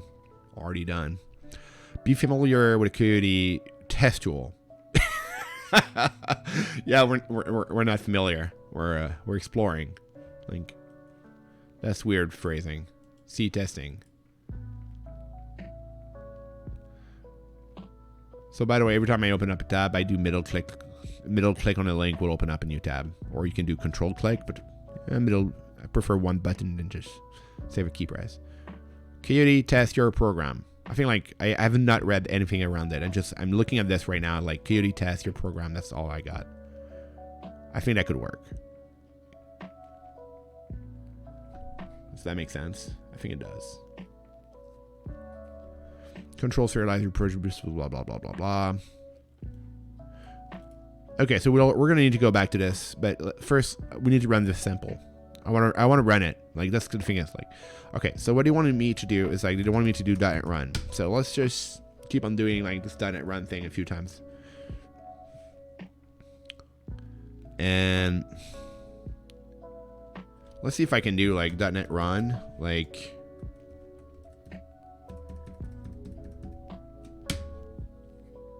a few times. Because that's the concurrency problem that they're facing me, right? So if I'm running it like a whole bunch of different time, I have no clue why it's taking so long.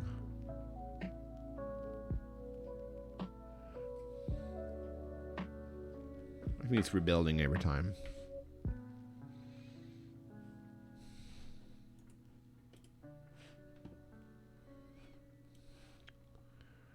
How's my CPU doing?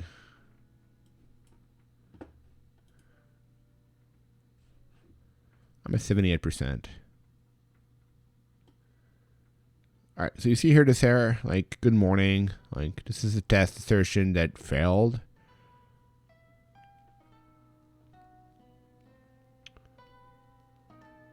But the problem here is that you kind of need to run it like a lot of times before you get that assertion, right?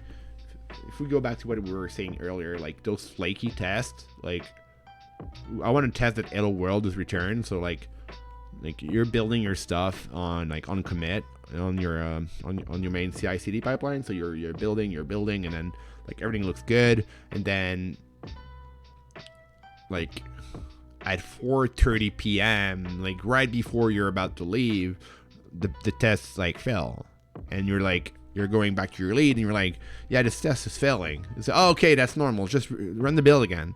You run the build again, and like not even a minute later, like boom, everything is back to green, so you can go back home, right? So that's called the flaky test. It might not be a hello world flaky test, but it's still a flaky test. Things that you don't want to have. Tests should fail for a good reason, not because something is not right. Like, so this is the kind of things that they were trying to fix here. Like, because this is flaky. Like, the output is non-deterministic. Like, sometimes, like, we don't know what's going to get out of there. So what they were telling me is that I need to run this with the DLL, right? Is that what they were telling me?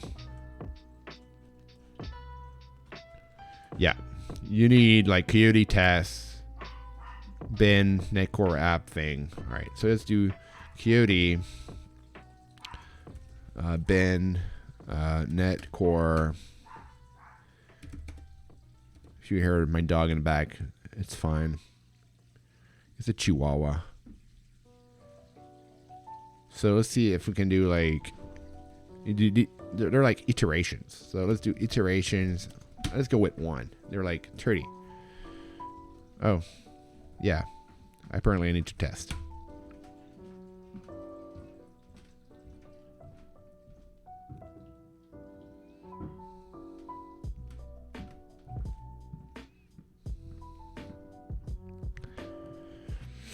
Found 0 bugs. Okay, now let's bump it up to 30.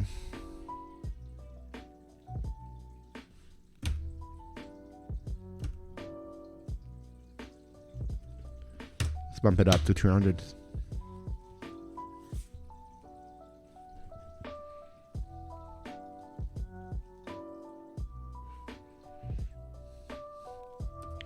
Let's look at those text file.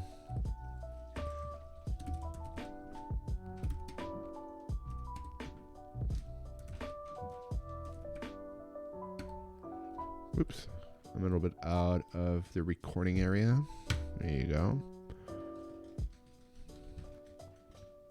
Okay, so it is finding those bugs.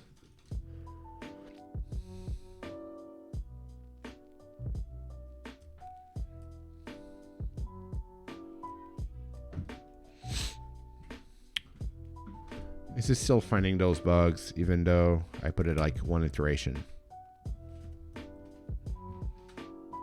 I don't think it is.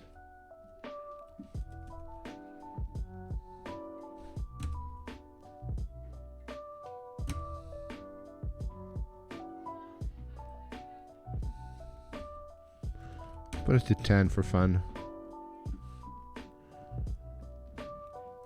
What if I do nothing? Just this. Like, test it out, dude. Just found the bugs.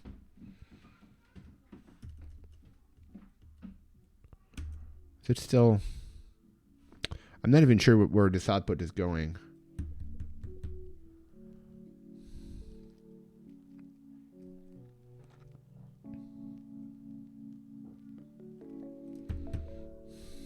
It's interesting. It's also weird. It's interesting.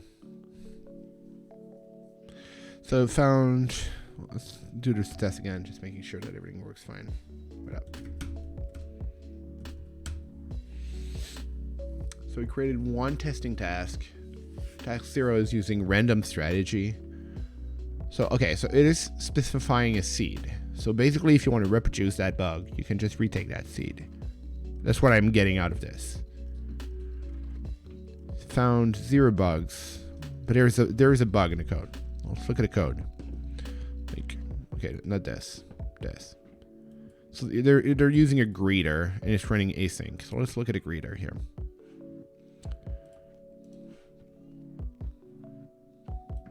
If you're on stream, let's see if you can find a bug in there. Like, this is all the code. Like, there's nothing else. There's brackets after, but that's it. I'm gonna leave that on, and I'm gonna keep running this command line here on the below, see if like things work. So that if you can find a bug, let me know.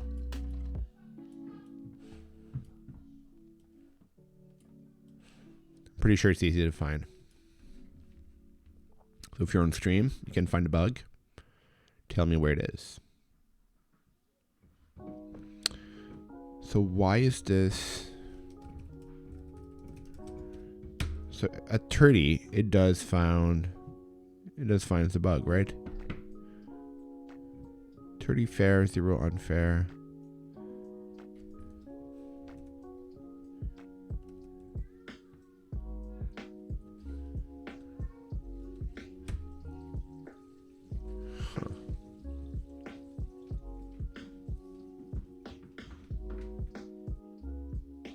All right, let's go back to the documentation and see how it goes. So let me see if I can put that on the side for you to find a bug while we're working. How to reproduce a bug? Okay. There are 2 ways to reproduce a bug. The first way is to run LOL from the task prompt repeatedly until you finally get this exception. Yeah. We need to perform many executions before getting this exception. Even in the simplest example, reproducing the bug may take you a significant amount of time. Here's where Coyote really shines. The only way to reproduce a bug is to run the code on your Coyote test. From the command line, you enter Coyote test, blah, blah, blah, blah, and you will see this output.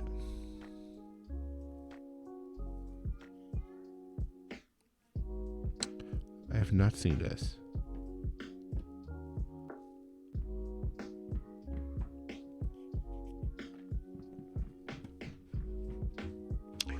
So let me just clear the output, because I'm guessing it's...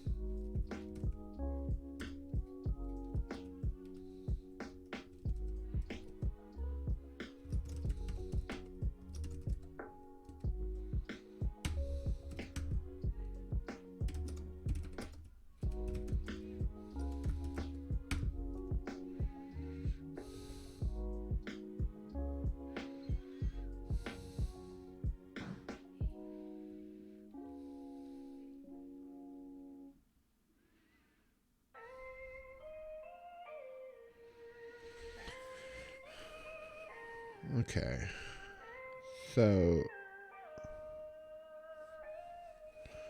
yeah, error output force recurse.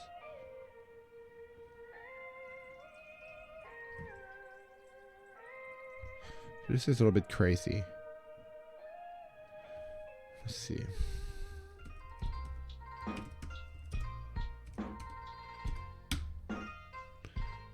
So let's run this code again. Right? They say 30 iterations should be good enough for us to find a bug. You're seeing what I see? Like, iterations 30.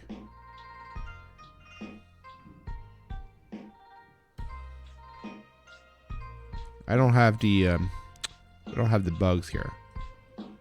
I don't have this output. Does it see different? Okay, yeah, now this time it does. Alright, let me just have... Right, so let's do net standard. Then...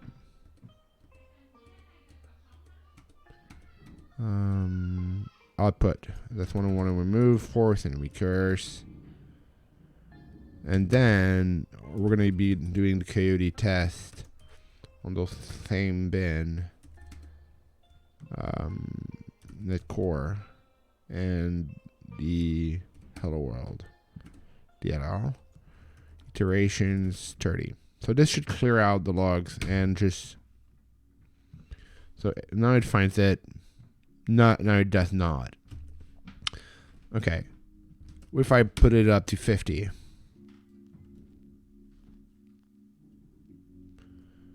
And, okay, so the error we were seeing here is setting up something along the...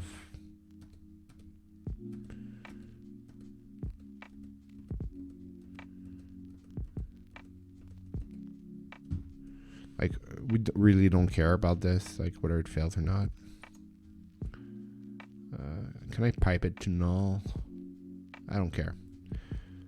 So 30 is not always finding the bug, and 50 is not. It looks like it's not either. Like, oh, now it is. And this one it found it on iteration 1. So what if I run it like 1,000 times? It found a bug.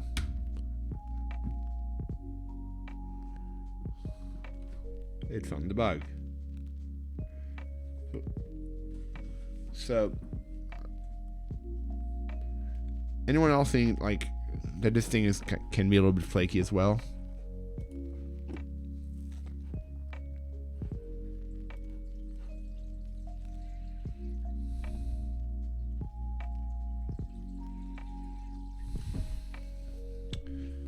So I will put that back as the feedback, because I think like this tool is not working exactly as it's meant.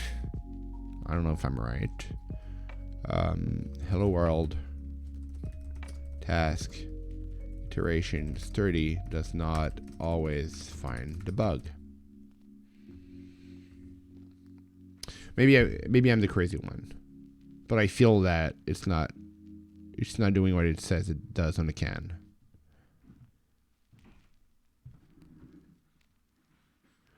Right? If we're going back to fast and confident. Like, yeah, it is fast. Like, most test runners are fast now. Test runners for async components are not necessarily fast. But the fact that it's running this thing, like, not always returning me, like, the simple scenario, it's kind of eroding the confident part for me a little bit. Anybody else agrees?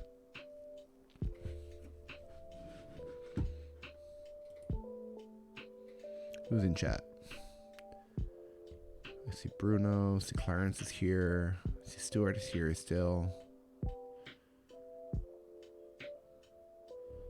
I'll say hi to all the other ones. There's a few more in there.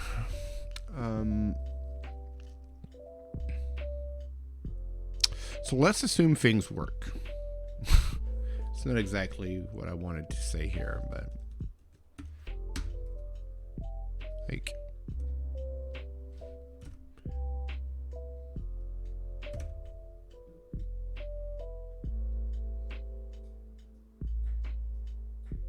right?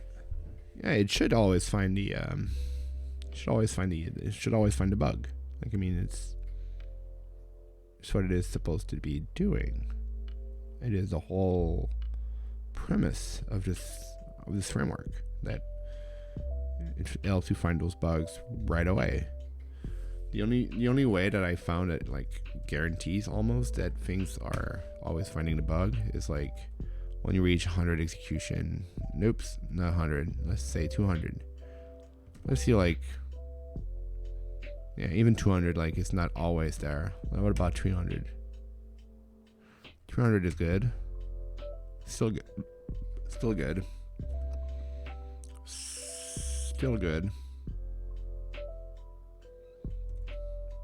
So yeah, you need to run like 10 times the amount of iteration.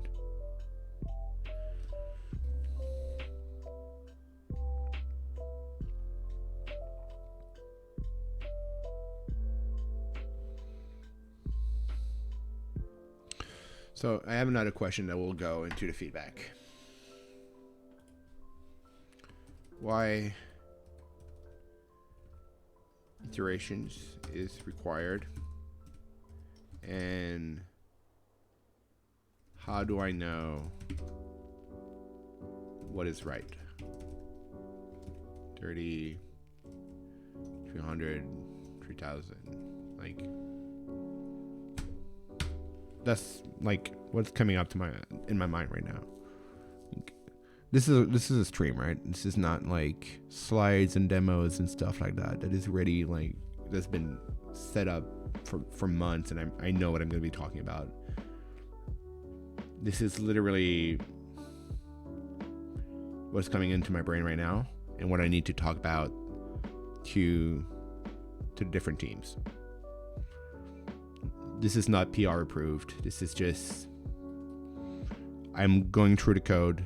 Here are my thoughts. They're raw, and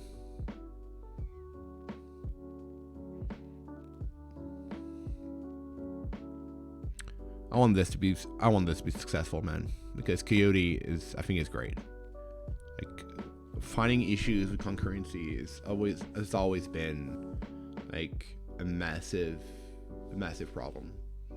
Because there's this schedule that is running all the time, and as you have more tasks, like this is, like, let me bring back the code now. Like this is an overly simplistic piece of code, and if you were looking at a code earlier, like this is all around that value. Like there's a private string here that says like that stores value on the main thread, and what you're doing here is that you're starting 5 threads all at the same times, and the code that they're running is right here, right with delay async. And what they do is just to wait a few like 100 milliseconds, and they write to this private thread. So they have a race condition here of all those threads. Just like I don't even know if it's called that. Like I'm a bad developer. I'm awesome at finding problems. But what they're doing is that they're all trying to write to this value, and whoever runs last. Because that's what 31 here is saying. Like whoever runs last wins. So in this case, it's like, you know, the bunny and the hare and the turtle and the hare. I don't know in which order they are. Like where finishing first, like you're the fastest to finish, means you lose all the time. It's just opposite. That's what this code is doing right now. So when you reach line 33, where it's like console write line this.value, whatever task finished last is what they're gonna take.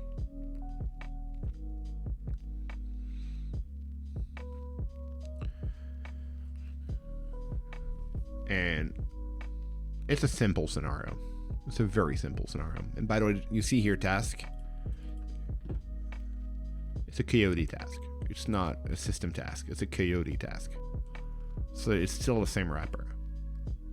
So you can still run this code technically without the assert. What I'm wondering is can that be integrated with something else? Like, can I use that with XUnit? Or, but the thing is, for me, like the fact that it's not, I need iterations. I need to know what iteration means. Let's try to see if we can find that out. Let me just resize this. Coyote. All right, let me just first clear this. All right, first, here's another piece of feedback. Coyote wall of text. Yeah. So if you're looking at this, like you're just doing Coyote, there's a wall of text that's just like bounds in your face. And if I do, like, let's just do .NET. See? Like, I can still see, like, the command line where I started from. But if I do .NET help, now I don't see it anymore. Like, I have to scroll back up and, like, there's a whole bunch more information. But so this is me being pedantic a little bit. Like, this is a research project, so I might not need all of this information, but like, let me just go back up. Like, I'm missing the required argument command, so yeah, of course.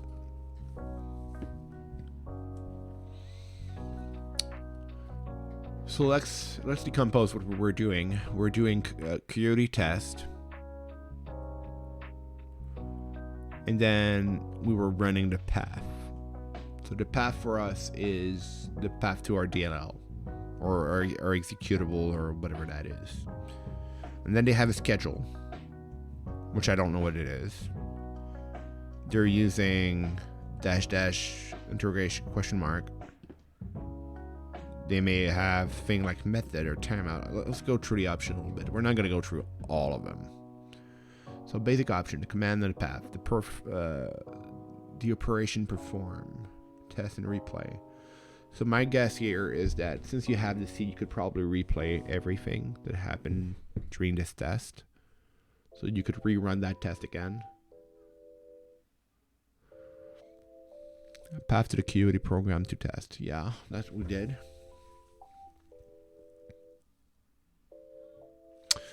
Okay. So this is a little bit weird.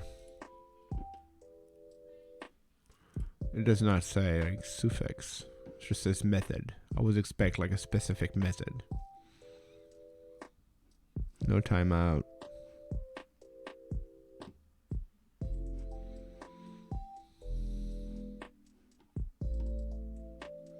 So the CLI is very powerful. You could use a little bit of cleanup, but it's very powerful. Iterations, number of schedules to explore for bugs.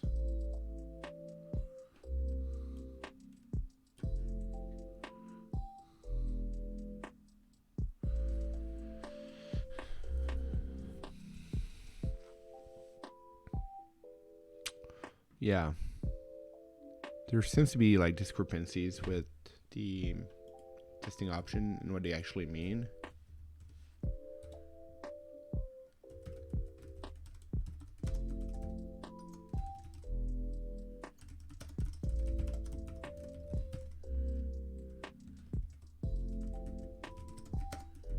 So in this case, like iteration versus schedules, like what is one? Like what is the other? Why do we have this discrepancy? Why?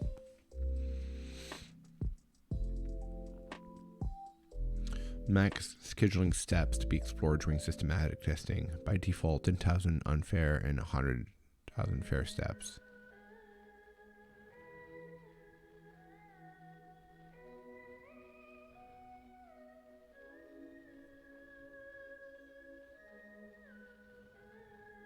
Timeout delay. Fails on max step.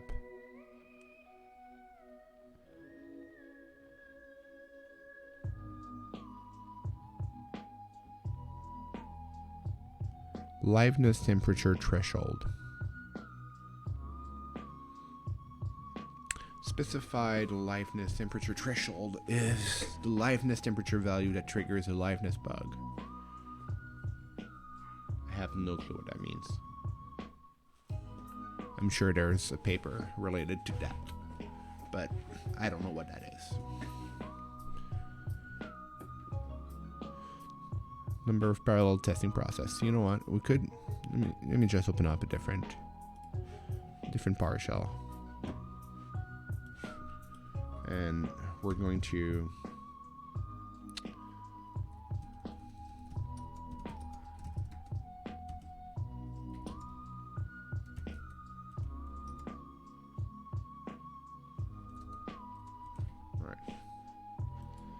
put this here on the left. We're going to put this one on the right. And we're going to realign.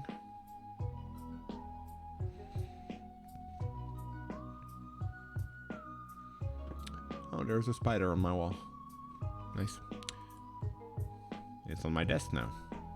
I'm going to add the spider bro to code with. Alright, so... Okay, so let's go back to our Hello World tasks thing. And we're going to do the Coyote test again. And same thing, that's standard. Hello World.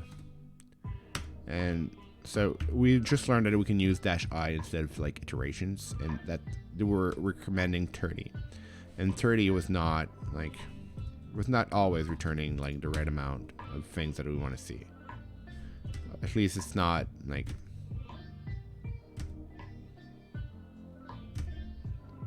it does not find the bugs, right? Or at least not as much as I can. Is P is going to make any difference? Like if I do P5.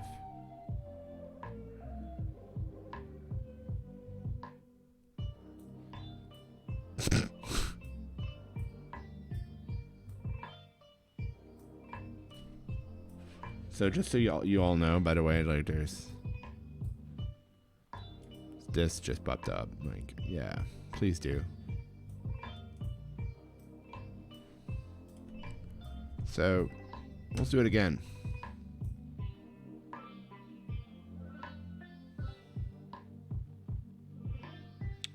So even like 30 tests ran in parallel still does not work. Not all the time. So I don't know exactly. I don't know exactly what's going on here.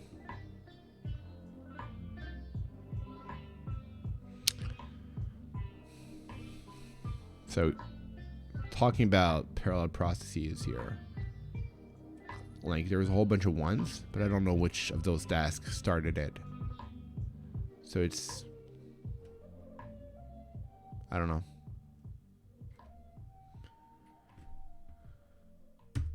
Can I do like 50 with 5 in parallel?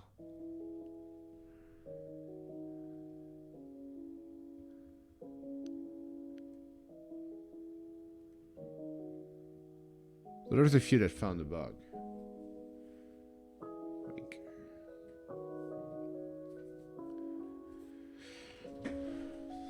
so parallel is not a guarantee that things is going to go fine. Like really not.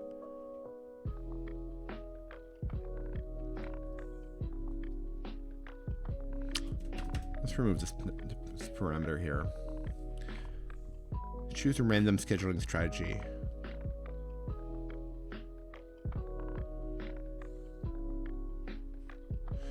Alright, we're going into a random mode, right? So maybe random is not the way to go.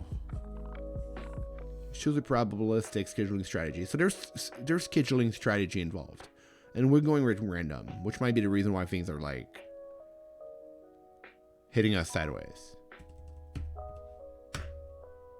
Let's see if we can use this SB, which looks like probabilistic.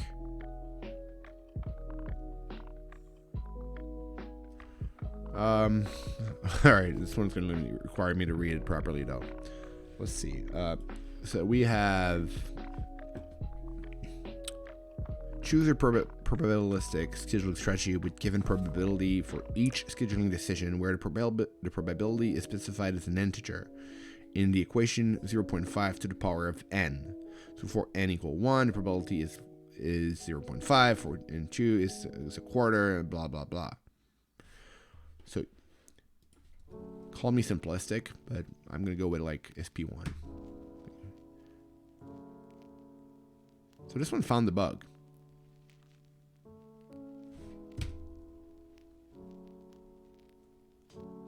This one did not.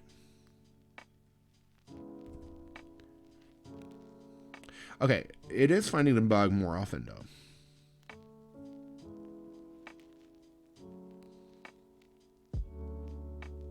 When a bug is found, So Stuart is saying here, when a bug is found, it always seems to be just one bug, no matter the number of iterations. Do you know if there's a reason for that? I don't. So I know there's only a single bug in there. There's only a single bug. That's the reason why it's LOL, right?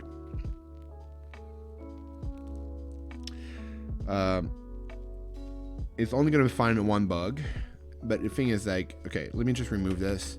And let's say that I go to 5,000 iteration. It's always going to find a bug now. Like, always. There's not even a question. Like, this thing is going to find the bug, like, every single time. But 5,000, like, it's not what's on the can. Like, that's not what they're telling me. But if you're looking here, up here, it says, like, random strategy. And we can see here that it found a bug at around iteration 400. And now it's iteration 100. We can just keep on running this and see, like, at around, like, this one is iteration 9. So, like, it was great. It was even better. But now, like, oh, this one is found at iteration 500. Like, that's a long amount of time to do this. And if we do SP1, because, like, SP1 is, like, almost an inside joke for Windows. Like, we're at iteration 6. Iteration 90. Iteration 30. 20. And mind you, I'm pretty sure they're not exactly 20, like maybe 21, 22. They're skipping steps here. But this one looks like it's finding those, like, way faster. So let's do SP2, because new version of the service pack. By the way, it's not service pack. It's probabilistic scheduling, or scheduled probabilistic. So, yeah, this one is found at iteration 6. Am I crazy? Or I think that the random one is like, eh. Let's try another one, like PCT. Choose a PCT scheduling strategy. I would say percentage. I'm not quite sure exactly what it is. What is PCT scheduling?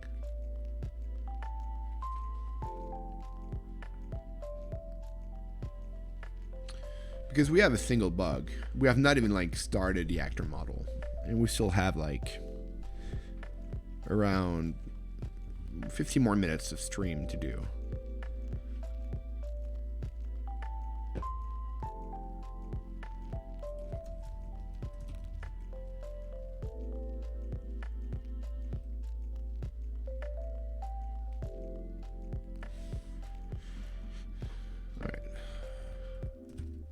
Let's try Google this time.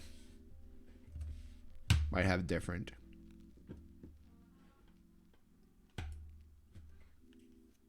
Oops. Let's go back. I saw something. A randomized scheduler with probabilistic blah blah blah.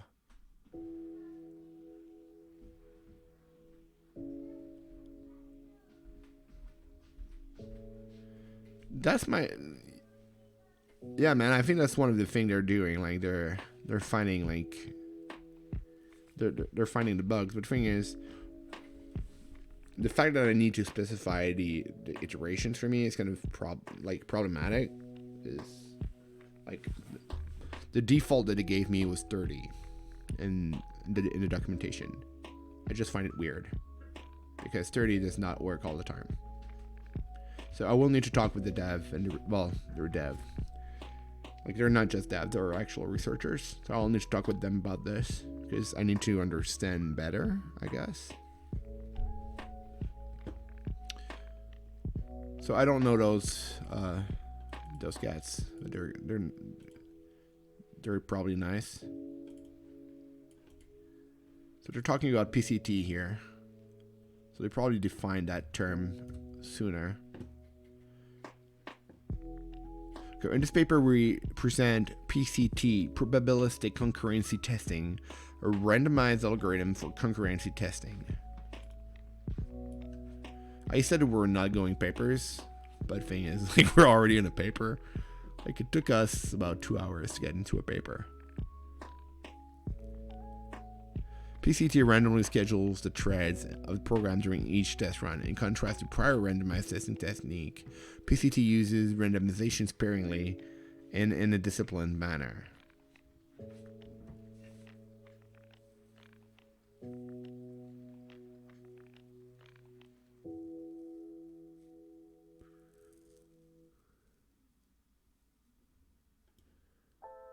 They are said to seem impossible to provide effective probabilistic. So most of the things you need to know normally in a paper are in the, like, without getting into the details and reproducibility, like what they're trying to convey is defined in the abstract and sometimes the introduction. Like, the more you know about the subject matter, like the more you can go down into the actual paper. Like if you're reading a biology paper, like the abstract might give you like a good idea of what they're trying to do. But you might not be able to get down there like below because you're gonna have like words that you don't understand. So you will have like a lot of time spending on the dictionary, and that's what we don't want to do. We can see here like bugs and threads and like things are like. So it's still randomized. That's what I'm getting out of this. And PCT, I don't know what it is, but it's one of their thing that is coming out of a paper. Can I just run it that way? I can't. Okay, so I need the proper SCH PCT and let's start with 1. Like, I have no clue.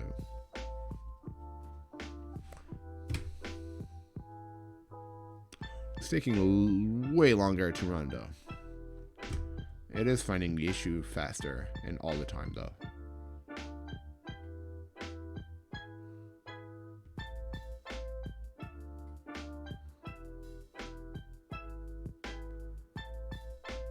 I'm not crazy, right? Like they're finding it like every time now, and I could probably go back to 30 with this one and it would find it. We don't need to go to 5,000. Like, see, this one to find it like iteration 1. Boom, found it. Here's your bug, my dude. Like, we can even do a cat on this file and yeah. Like, value is good morning instead of hello world.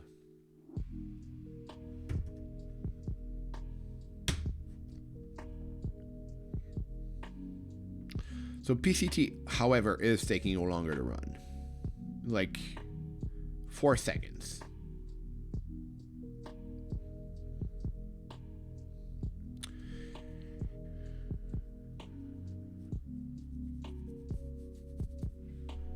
What if we increase that number like to 10?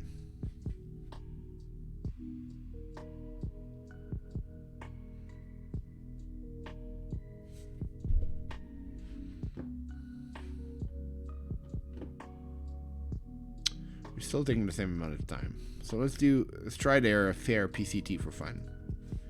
I'm pretty sure it's the same thing. Let's do start with 1 when we're going to go to 10.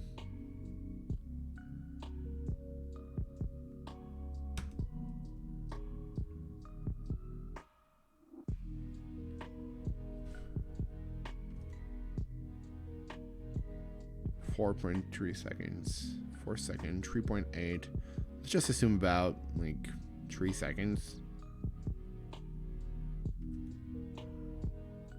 I'm assuming 3 seconds to run this. And so I go to 10, probably going to take longer. Oh, so this one is not finding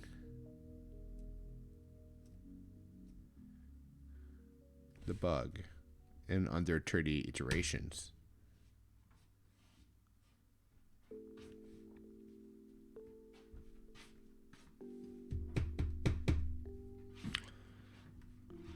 All right, let's do another one.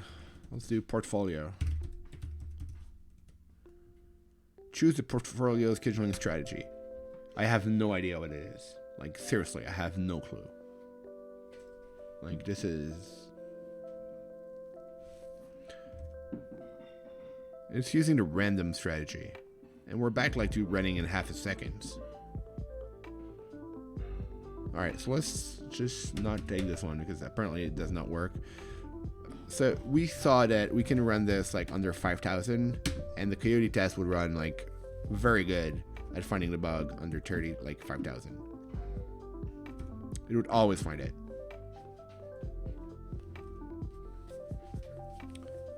So what I'm guessing here is that the default strategy is always going to be better. You just need to put a high number enough that it's actually going to work. So that's for the testing options, which is called systematic testing.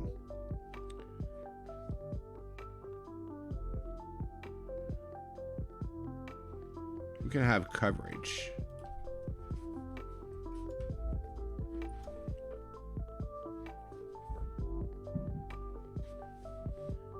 So if we do coverage,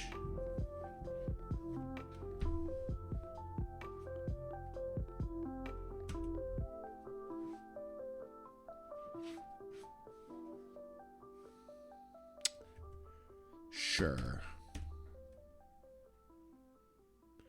So this thing does not work.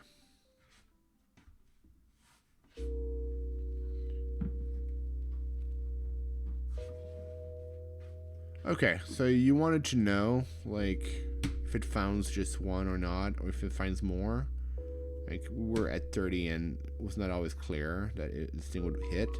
I think that you can do, like, explore. And it would keep on, like, ongoing. So if I do 3,000...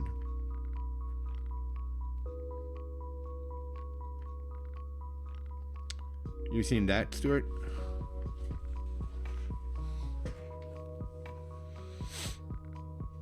Want me to run it again?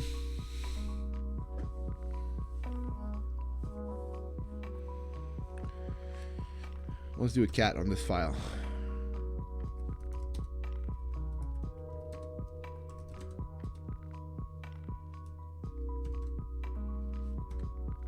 I think it's output.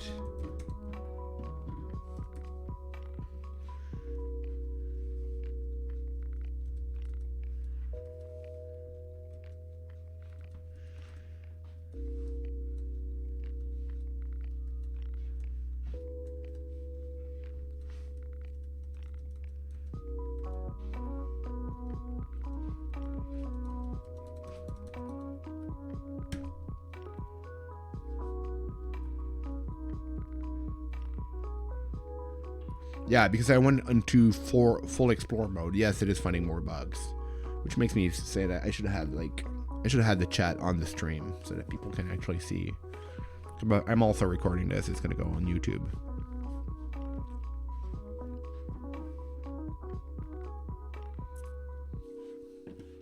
So,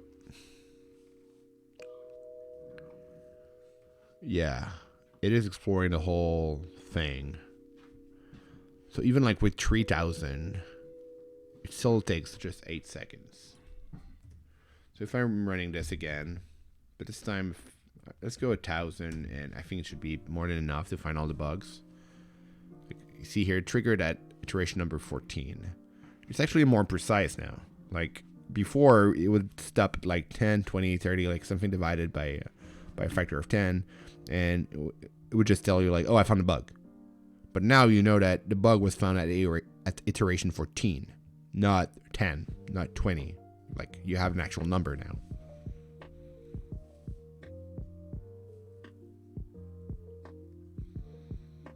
What I also like is that we can do this, right?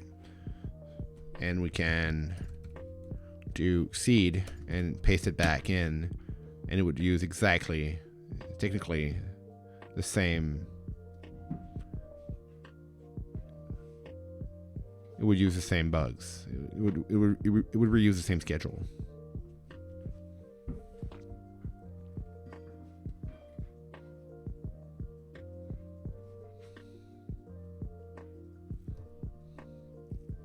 There's also a more advanced option over here where I think that we could launch testing processes on different machine. So you could have an endpoint where there's a scheduler running and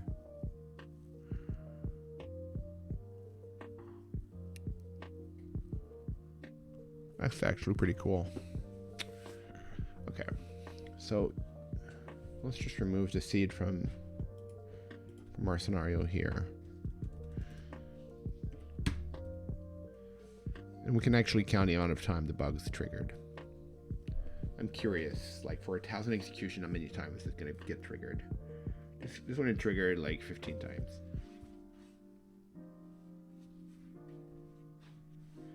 So what it's telling me is that there's, at least for this iteration, there's 15 schedules where if it runs exactly in that specific order, it's gonna fail. Like that code is not gonna work. It's not gonna get hello world like it expects. It's gonna get something else.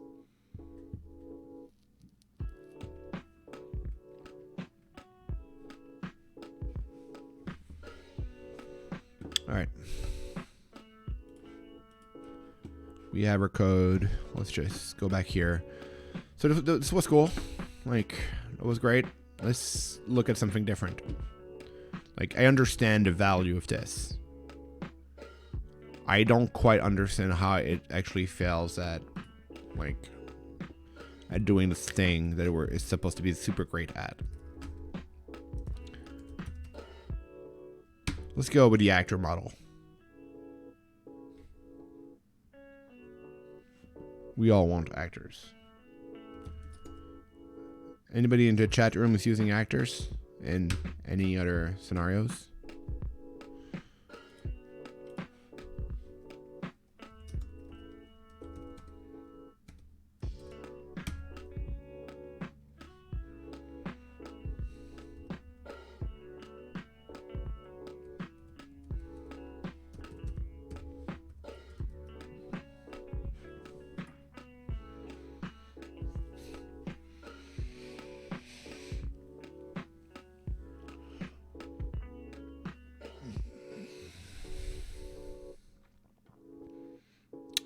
Are we going to have the same problem that we had earlier with the target frameworks?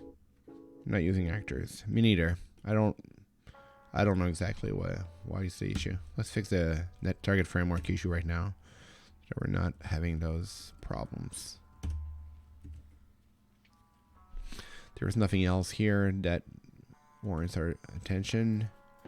Let's make sure that we're building. So I should have a notification here that, like,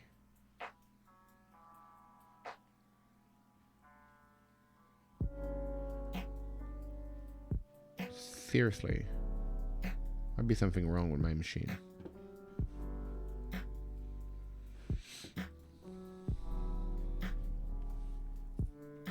Yeah, of course there's no build task.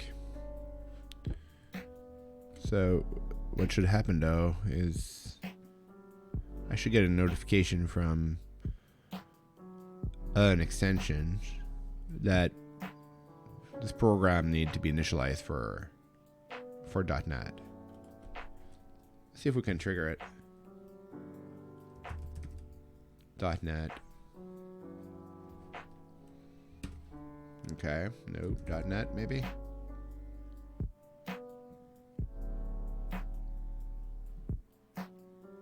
Generate assets for build and debug. That sounds safe. Let's do it.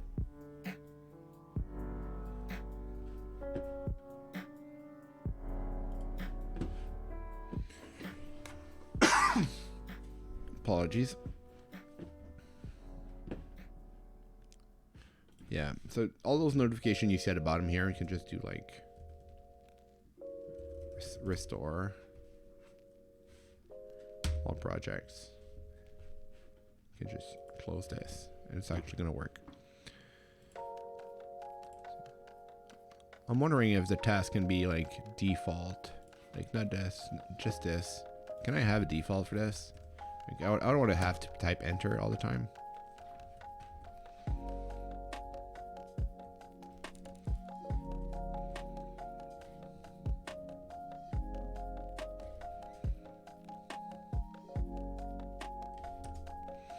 Depends on detail. Group is background options.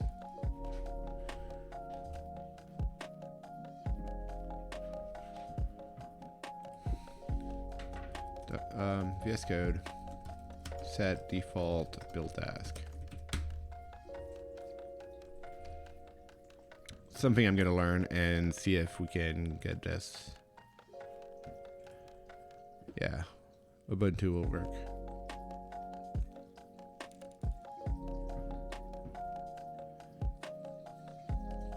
Yeah, no, it's not what I want.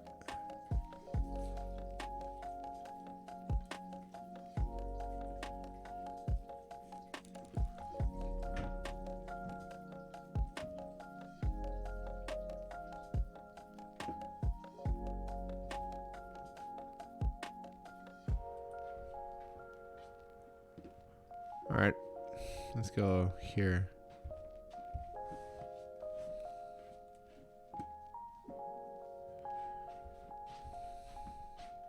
Yeah, there's a whole bunch of different tasks in here. Can we make a default? We have set a group and says like it's default. All right. Is group already defined here? No. Oh, look at me go. All right. Let's do group. It's going to be build. You know what? There you go. So now, technically, if I do Control-Shift-B, it's building right away. There you go. If you want to do that in the future, you can just go into task here, do a group, kind, build, default to true on any task. And when you do Control-Shift-B on your keyboard, it's going to launch that task by default. Could probably do like a watch as well, so it compiles every time that something changed. But yeah, just making sure that this thing works before we go on and start working with this. So let's do .NET Run as well.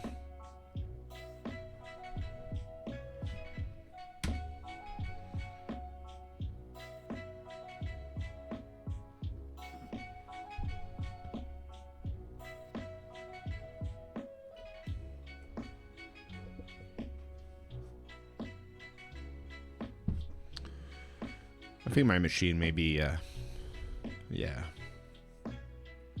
Too many greetings return.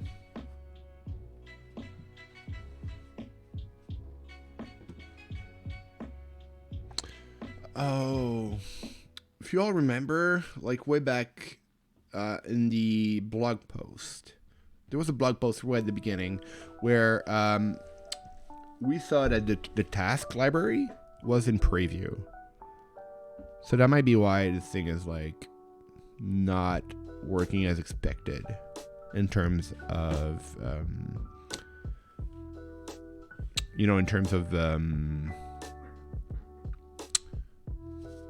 efficiency of finding issues and problems and bugs. It might be it. Or maybe I'm just crazy. But anyway. So let's look at program.cs again. And we're going to close this for now. We don't need it. Let's look at the code. And we're going to open up the page at the same time that talks about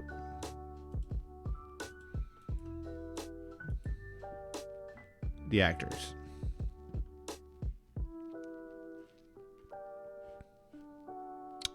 So, again, we proved things wrong. That this documentation here says that you don't need Visual Studio 2019. You can run VS Code with this. Like, it's super simple.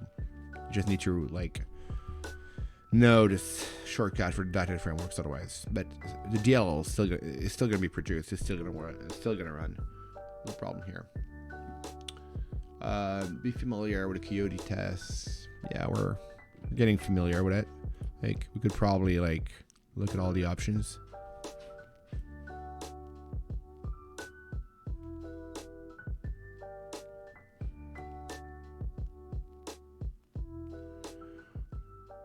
Holy cow. Okay, I just noticed something here. You can run Coyote in parallel with multiple schedulers and technically different strategy. Is that what I understood?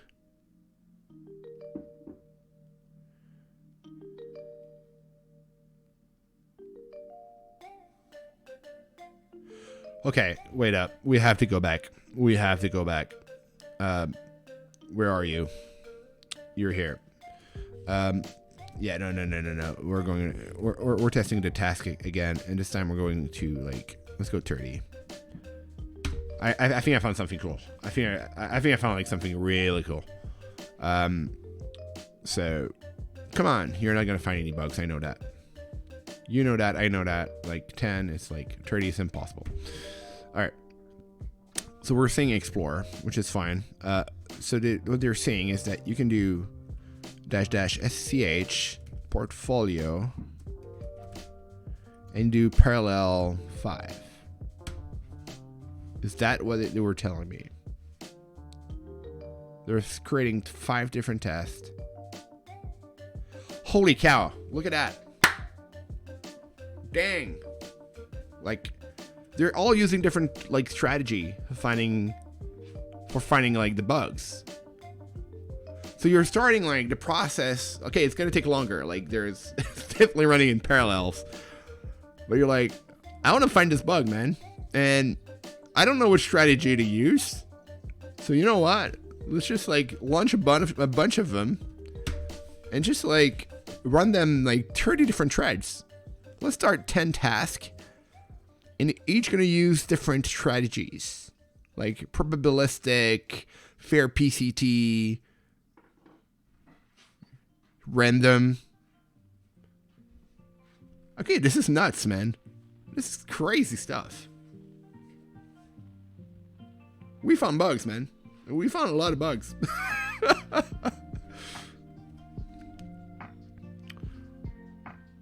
So they should change portfolio to shotgun. Like, this shotgun strategy. Like, let's try everything and see what fails. Okay, this is crazy good. Like, this is amazing. I like that. Like, they knew that, like, sometimes one situation might not work. So they went that way. Like, allows you to do all this. And the schedule that you're generating out of this, you can just retake it and replay it. And then you can attach the debugger.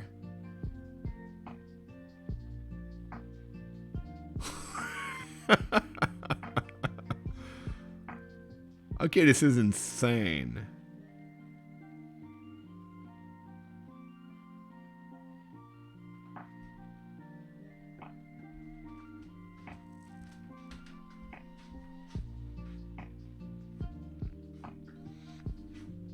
Okay, I will need to go back to that at some point, but okay, you need to read this thing here because, like,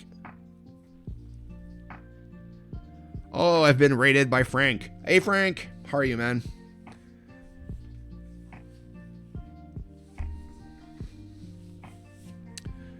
Okay, so we're going over Coyote, and Coyote is a testing framework that allows you to basically do those crazy tests on scheduling to find non-deterministic problems. And we went through like a whole command line of like, what testing strategy do we want to use? And they were like, every time you were in the sample, they were like, be familiar with a Coyote test tool. And like, yeah, we already went through it. Like, we went through like all the different options manually without looking at the docs, because that's kind of like what I do. I try to see like if things breaks, and I do. And they were like, see testing here, and I was like, no, I'm not trying that. Like, I don't wanna. But then I did, and I was wondering like what the portfolio strategy was. So let's go back for all the new viewers. So we're testing this tool, and it was like 30 iterations, and it's not finding the bug. Like, there is a definite like concurrency bug here, and it's not finding it. So why was it not finding it? And we had to increase the iteration to 1,000. And then at some point it found it, like sometimes sooner, but sometimes like way longer. Like, you had to run like a lot of iterations at some point to find a bug. So here's what we found out. And when we were trying like SCH portfolio, we're still just using random strategy, which might not find a bug. However, if you do parallel and you say 10, it's going to launch Coyote in 10 different scenarios, and each of those different executables is going to run a different task with different seeds, but also different strategy.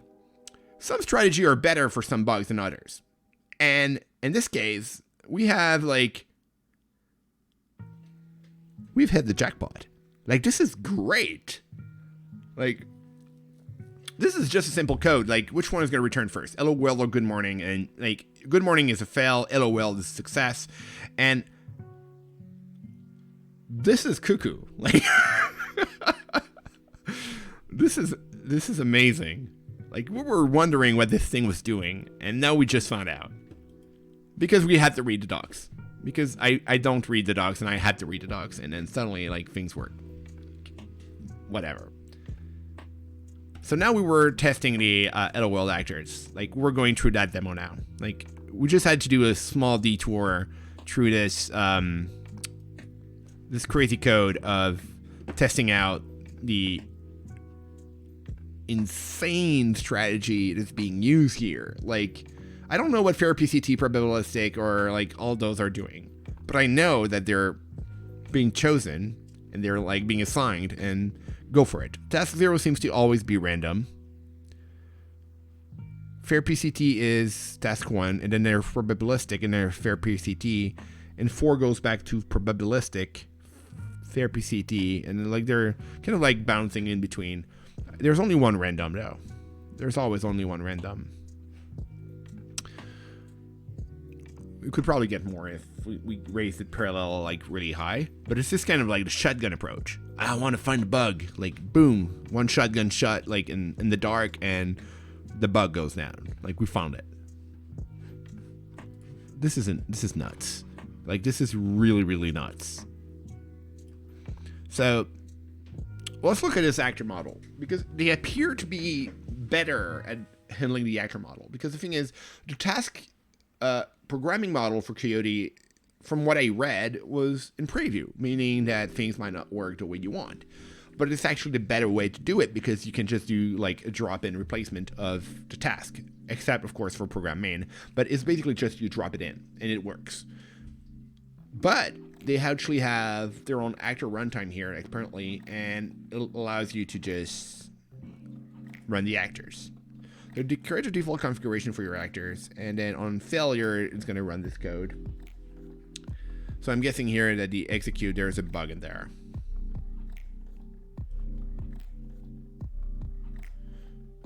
Okay, yeah, so things are running a separate task, so we have to press enter to just like run this. All right, so we have our systematic testing here that Coyote once an actor is created, it lives forever until it is altered. So we're going to create an actor, and this thing is going to start running, and it's going to be amazing. It's going to be great. I have no clue what an actor model is. Not that much anyway, not compared to other people, but I'll try to understand. And if you have any questions, I'll try to answer them. In order to use Coyote testing tool, you need a test method. Such test method can receive an actor function runtime, blah, blah, blah. During testing, this will be a special type of runtime designed for testing. So they are injecting a custom runtime here. So that's what I'm seeing. So it allows them to just basically shim themselves in the middle. So we're going to have this test actor.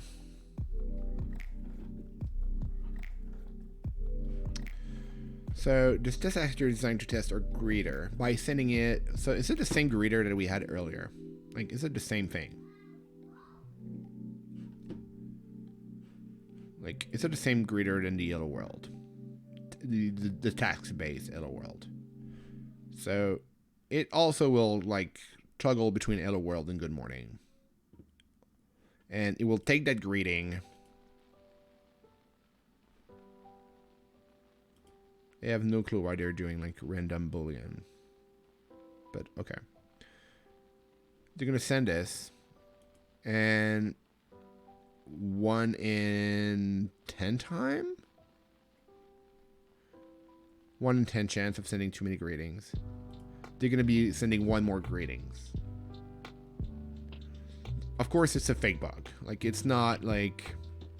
It's not a real bug. Things that are just... But that would be the kind of thing that you would see. So, if you want to see the actual model for all the new viewers that are, like, here for a few seconds. Let me see. Programming models. Synchronous actor. I think that's the one here. They actually had this, like, very nice animation. If we can get this running... let's see. Tutorial and samples. Is it the mocked version?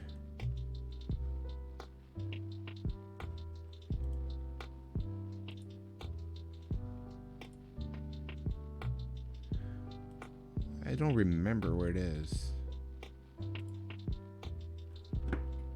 Maybe it's in the overview. How does it work, maybe? What is Coyote? Oh, I saw the link. I saw the link. My brain just clicked in. Here you go.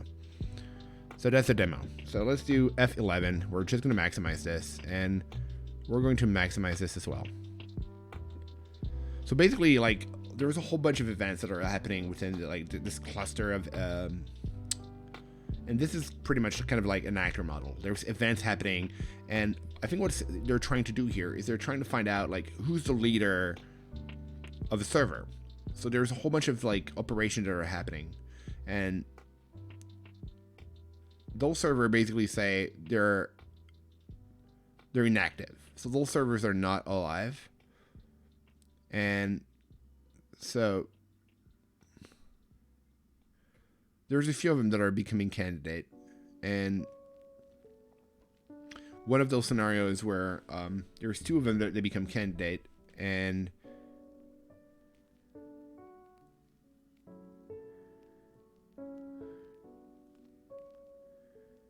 at some point there's going to be a bug.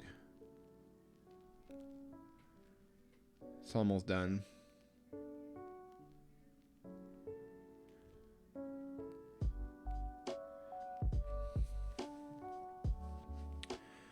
And at some point, like, yeah, all the things flow back and say, basically, we have a leader.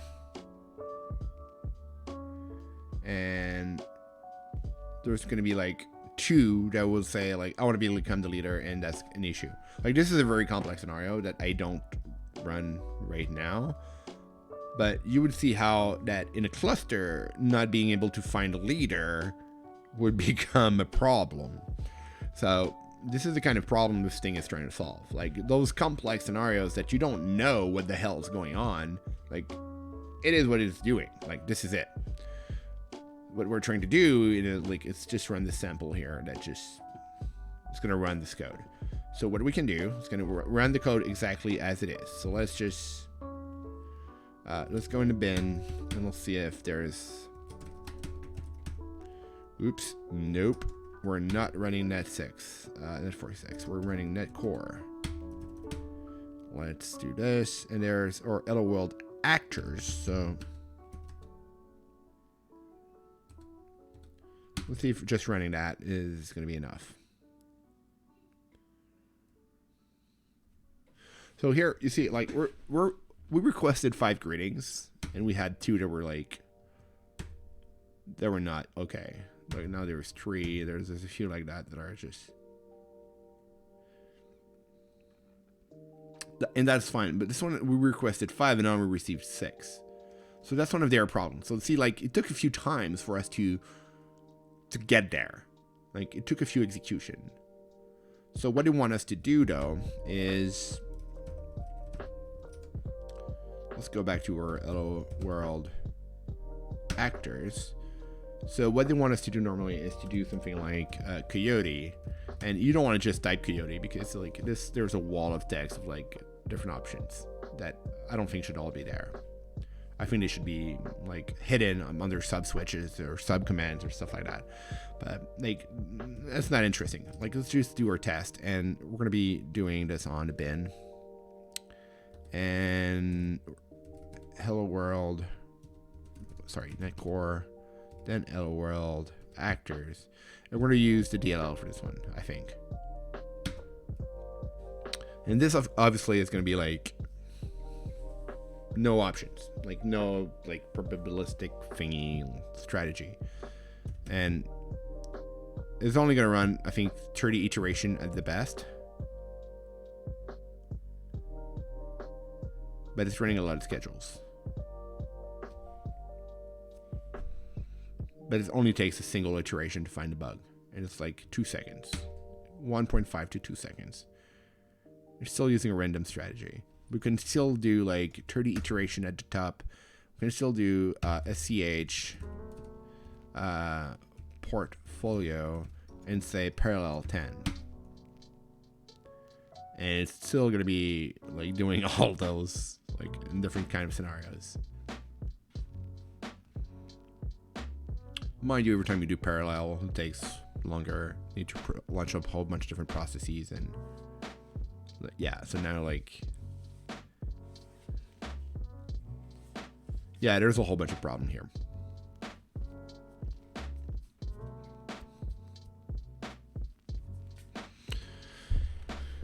All right, so actor model seems to be more reliable.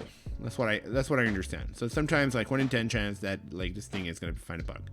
If we're doing like 1 in 100 chance, let's do this like that. Like, because the thing is, if the bug is only gonna happen 1 in 10, it's kind of very often, and it's not the kind of things that we really know if it's gonna fail, right? Like 1 in 100 is like might be a little bit like even like still very happening a lot. But if we go back to that data center thing, like what if 1 in 1,000 time we failed to find a leader, but the leader's thing is just happening like once a month, right? So, or maybe they only happen once a week. So I would need to pop the calculator, but how many weeks would it take you to get like to find that bug? And when it bugs, would it be just better to just like restart the process all over again? Because, I mean,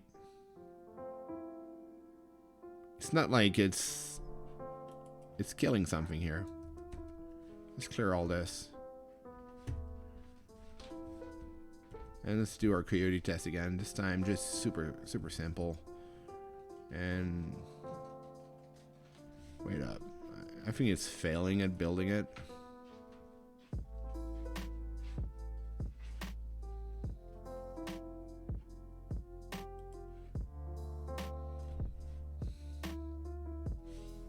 Yeah, we don't need that.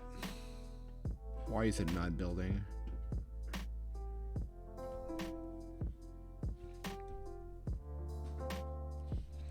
I'm going to open up the task manager, see if Coyote is still not running in the back.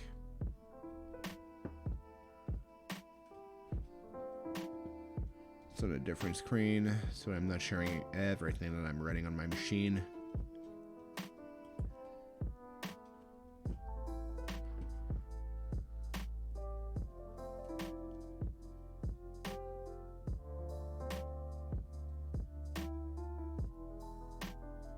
There was a lot of warnings. Could not copy.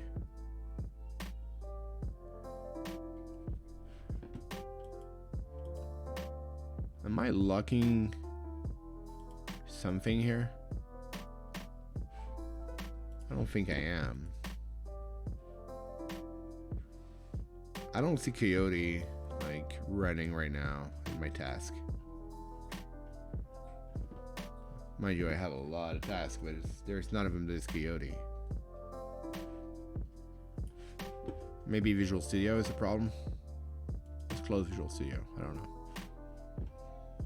So mind you, we never actually used Visual Studio on the stream, like, at all. We only used VS Code so far. So before we, like, okay, let's run that just so I have it in my history. I'm pretty sure it's not gonna find it. Like, yeah, I was expecting that. Let's do a .NET build, or at least .NET clean. Let's see how it goes. Can we clean?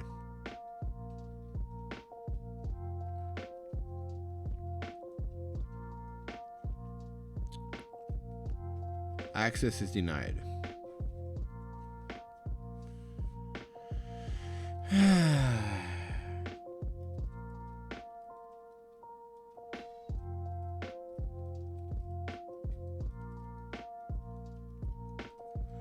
So I have no idea. I have no exact idea of like why this failed.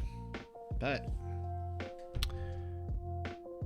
I'm sure somebody somewhere has an idea of why this is not working. So let's, you know what, let's close VS Code altogether and see if we can run the clean again.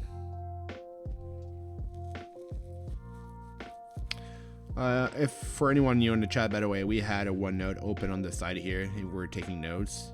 Like, so Coyote is a testing tool. It is 2 programming model, and let's add a note here. It's like it's in preview, I think.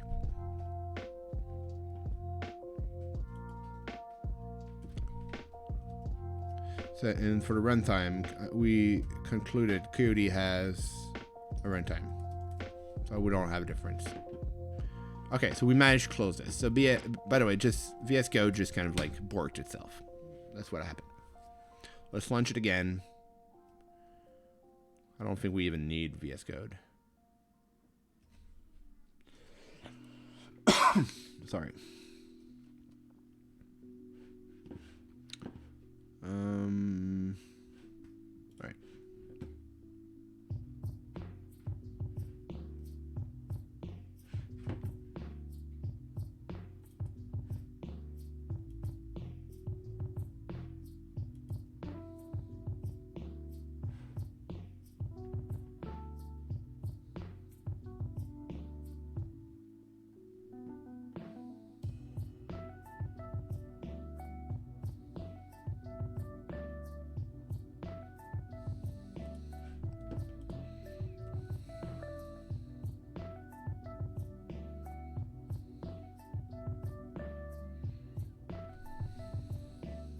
All right, we have 10 more minutes to the stream, and after that, we're gonna call this a close. So let's try to get this building. This is gonna be the first thing, and we're gonna want to make sure that like this one in 100 chance. So like this 1 in 100 chance, like if you do a process that runs once a week and has this bug, that means you could take almost 2 years before you found this bug, like for 100. And that's kind of the thing that you want to make sure it runs perfectly all the time. Not Hello World, but server election process, for example. You want to make sure that like this thing is like solid, is robust. But if you've been stress testing it and you think that like everything is good, but you have not tested this specific scenario with 100, or like where there was a weird latency at a specific moment in the network or something like that, and like the perfect events have not occurred correctly, what will happen is you will have 2 servers deciding that they're the leader, and you're gonna get weird crap going on in the back. So this is kind of like what we're trying to emulate here.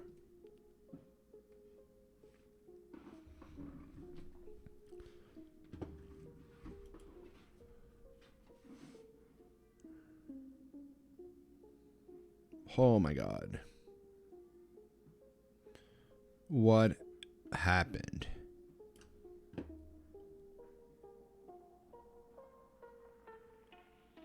Wow.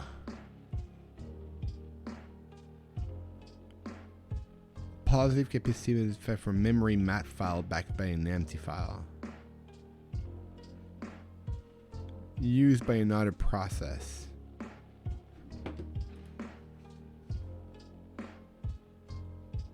Okay, you know what, VS Code, you're going in like, you're gonna go in timeout. Like, just chillax, dude. Can you do a .NET build just from here? We'll just put VS Code in timeout. At least it lasted us until like the end of the stream almost. see who else is here while this is building. Hi, Aiton. Hi, Dafafaj. Hi, Kirkenden. Yeah, that's Stuart, by the way. Kirkenden is Stuart. Frank, meet Stuart. Stuart, meet Frank. We both know each other, I'm pretty sure. And Tricino. Hi, Tricino. Welcome to the stream. Almost the end of the stream, to be honest. All right, so it built. So VS Code, timeout for a while. We'll see how it goes. Let's do the test again. 1 in 100 times. So this time it does not find it. So we can set our iteration now to 30 and see if that works better. It does not. So the test earlier that we found is that anything like at 1,000 find the bug quite quickly. So this one apparently is just went there. All right, so let's do another feature we found out is that like it's gonna find the bug and just stop. But if you do -- explore, you can basically say, you know what, man, just enjoy. So every time it finds a bug, it's gonna report it. It's gonna be an output for those. Because those bugs might not be the same bugs. And you can still use that on all subsequent like trial processes as well. So we can do this. We can do the same like parallel 5 times with like the SCH portfolio of like 5. We can do this as well, and I think we can do this. Not a valid bull.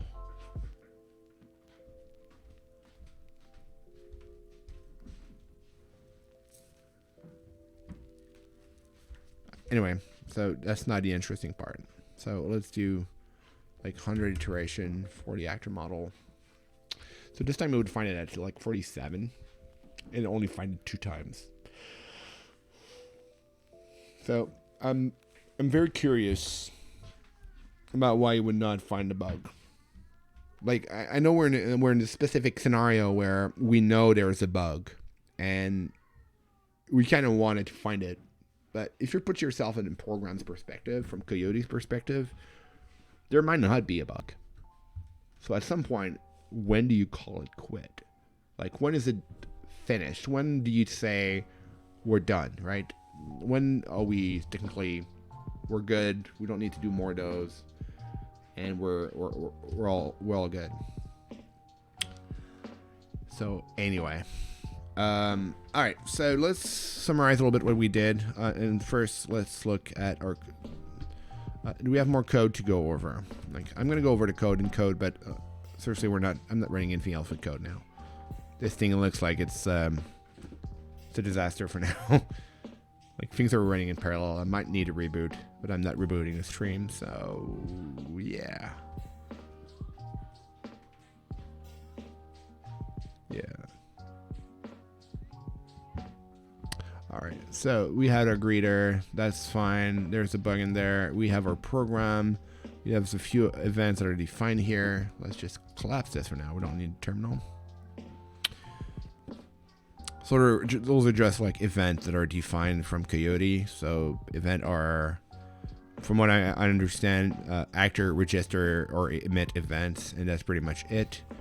So that is technically an actor on event do action. So this one is so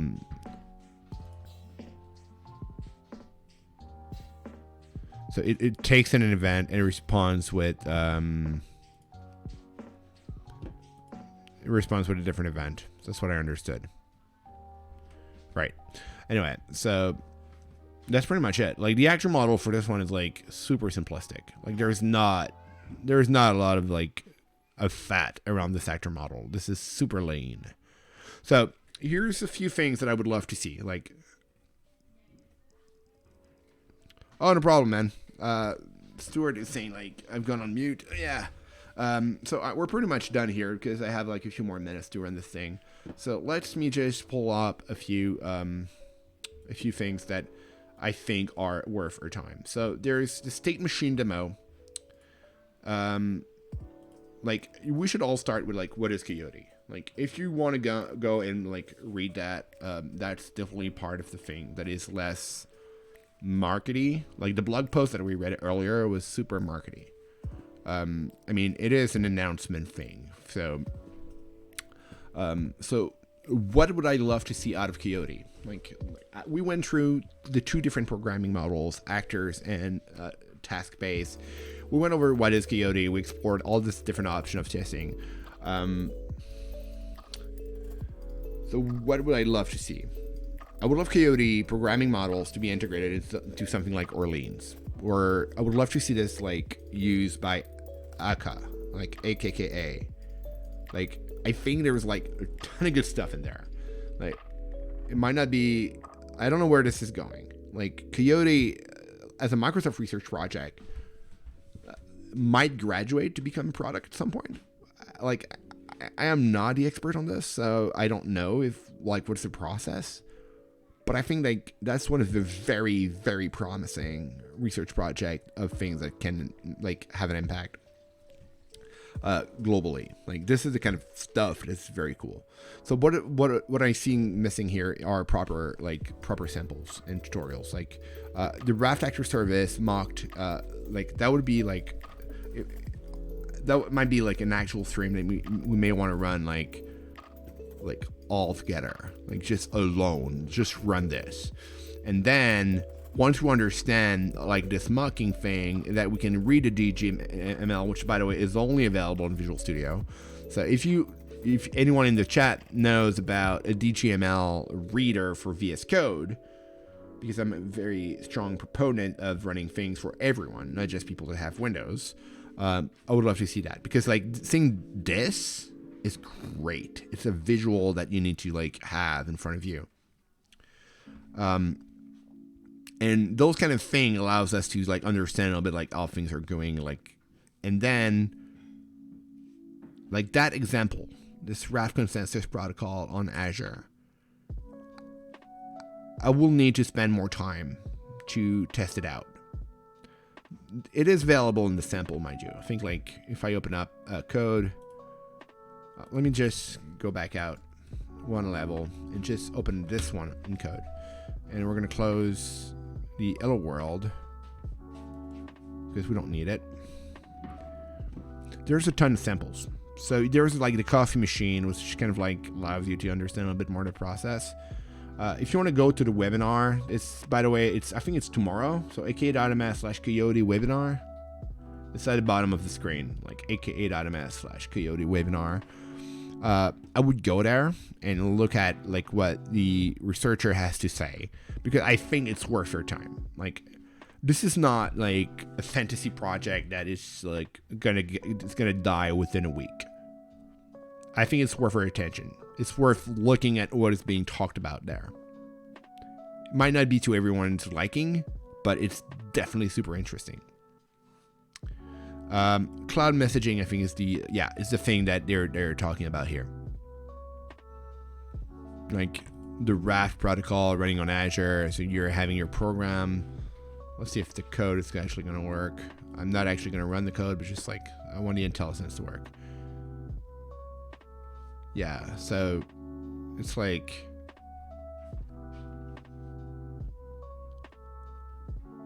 they're running the whole thing. Like you have an Azure server, and I think they're emulating a little bit like what would happen behind the scene. So I would need to run through that code because that would be great. So let's close this down. We said aka.ms/Coyote webinar. If you want to go there, I can paste it back in the chat again so that it's easier for everyone to just click it. So let me just give you the link to the different processes, to the different pages here. So let's just go with Coyote itself. That's what we went to today. The state machine demo, like that is, if you want to show off something to people, this is very visual. And do not go by without reading this, the testing model, like the testing programs, because we went without it in the beginning and it was bad. Like we were not ready for this.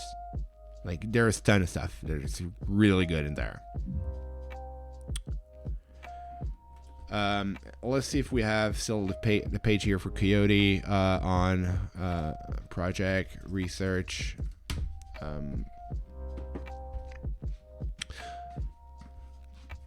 There you go, Project Coyote.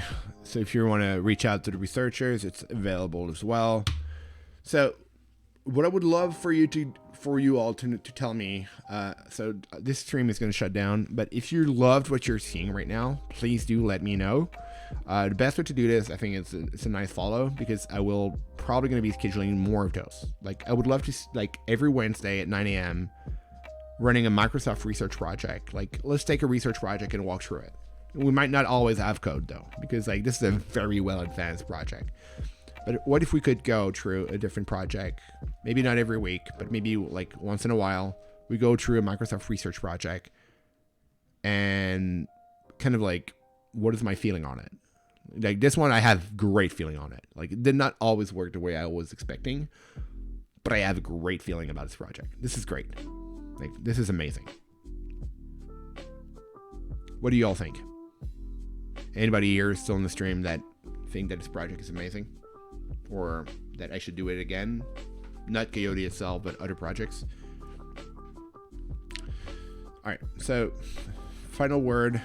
Since this stream is going to close, I'm not going to be monitoring chat all the time. You can follow me on Twitter with the link I just pasted in the chat. I think it's my name, just minus the E at the end of Maxime, because I was thinking being fancy at some point, but whatever.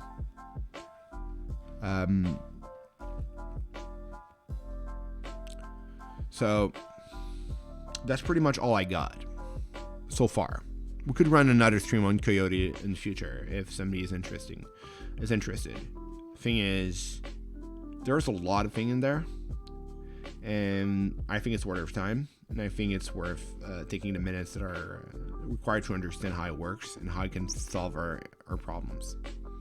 Because there's good stuff in there. Seriously. Like, yeah.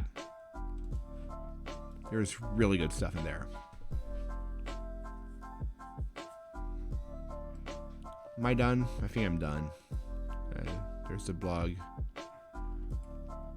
There's a few downloads and stuff, like publication. If you love like research papers, like this is kind of your nirvana right now.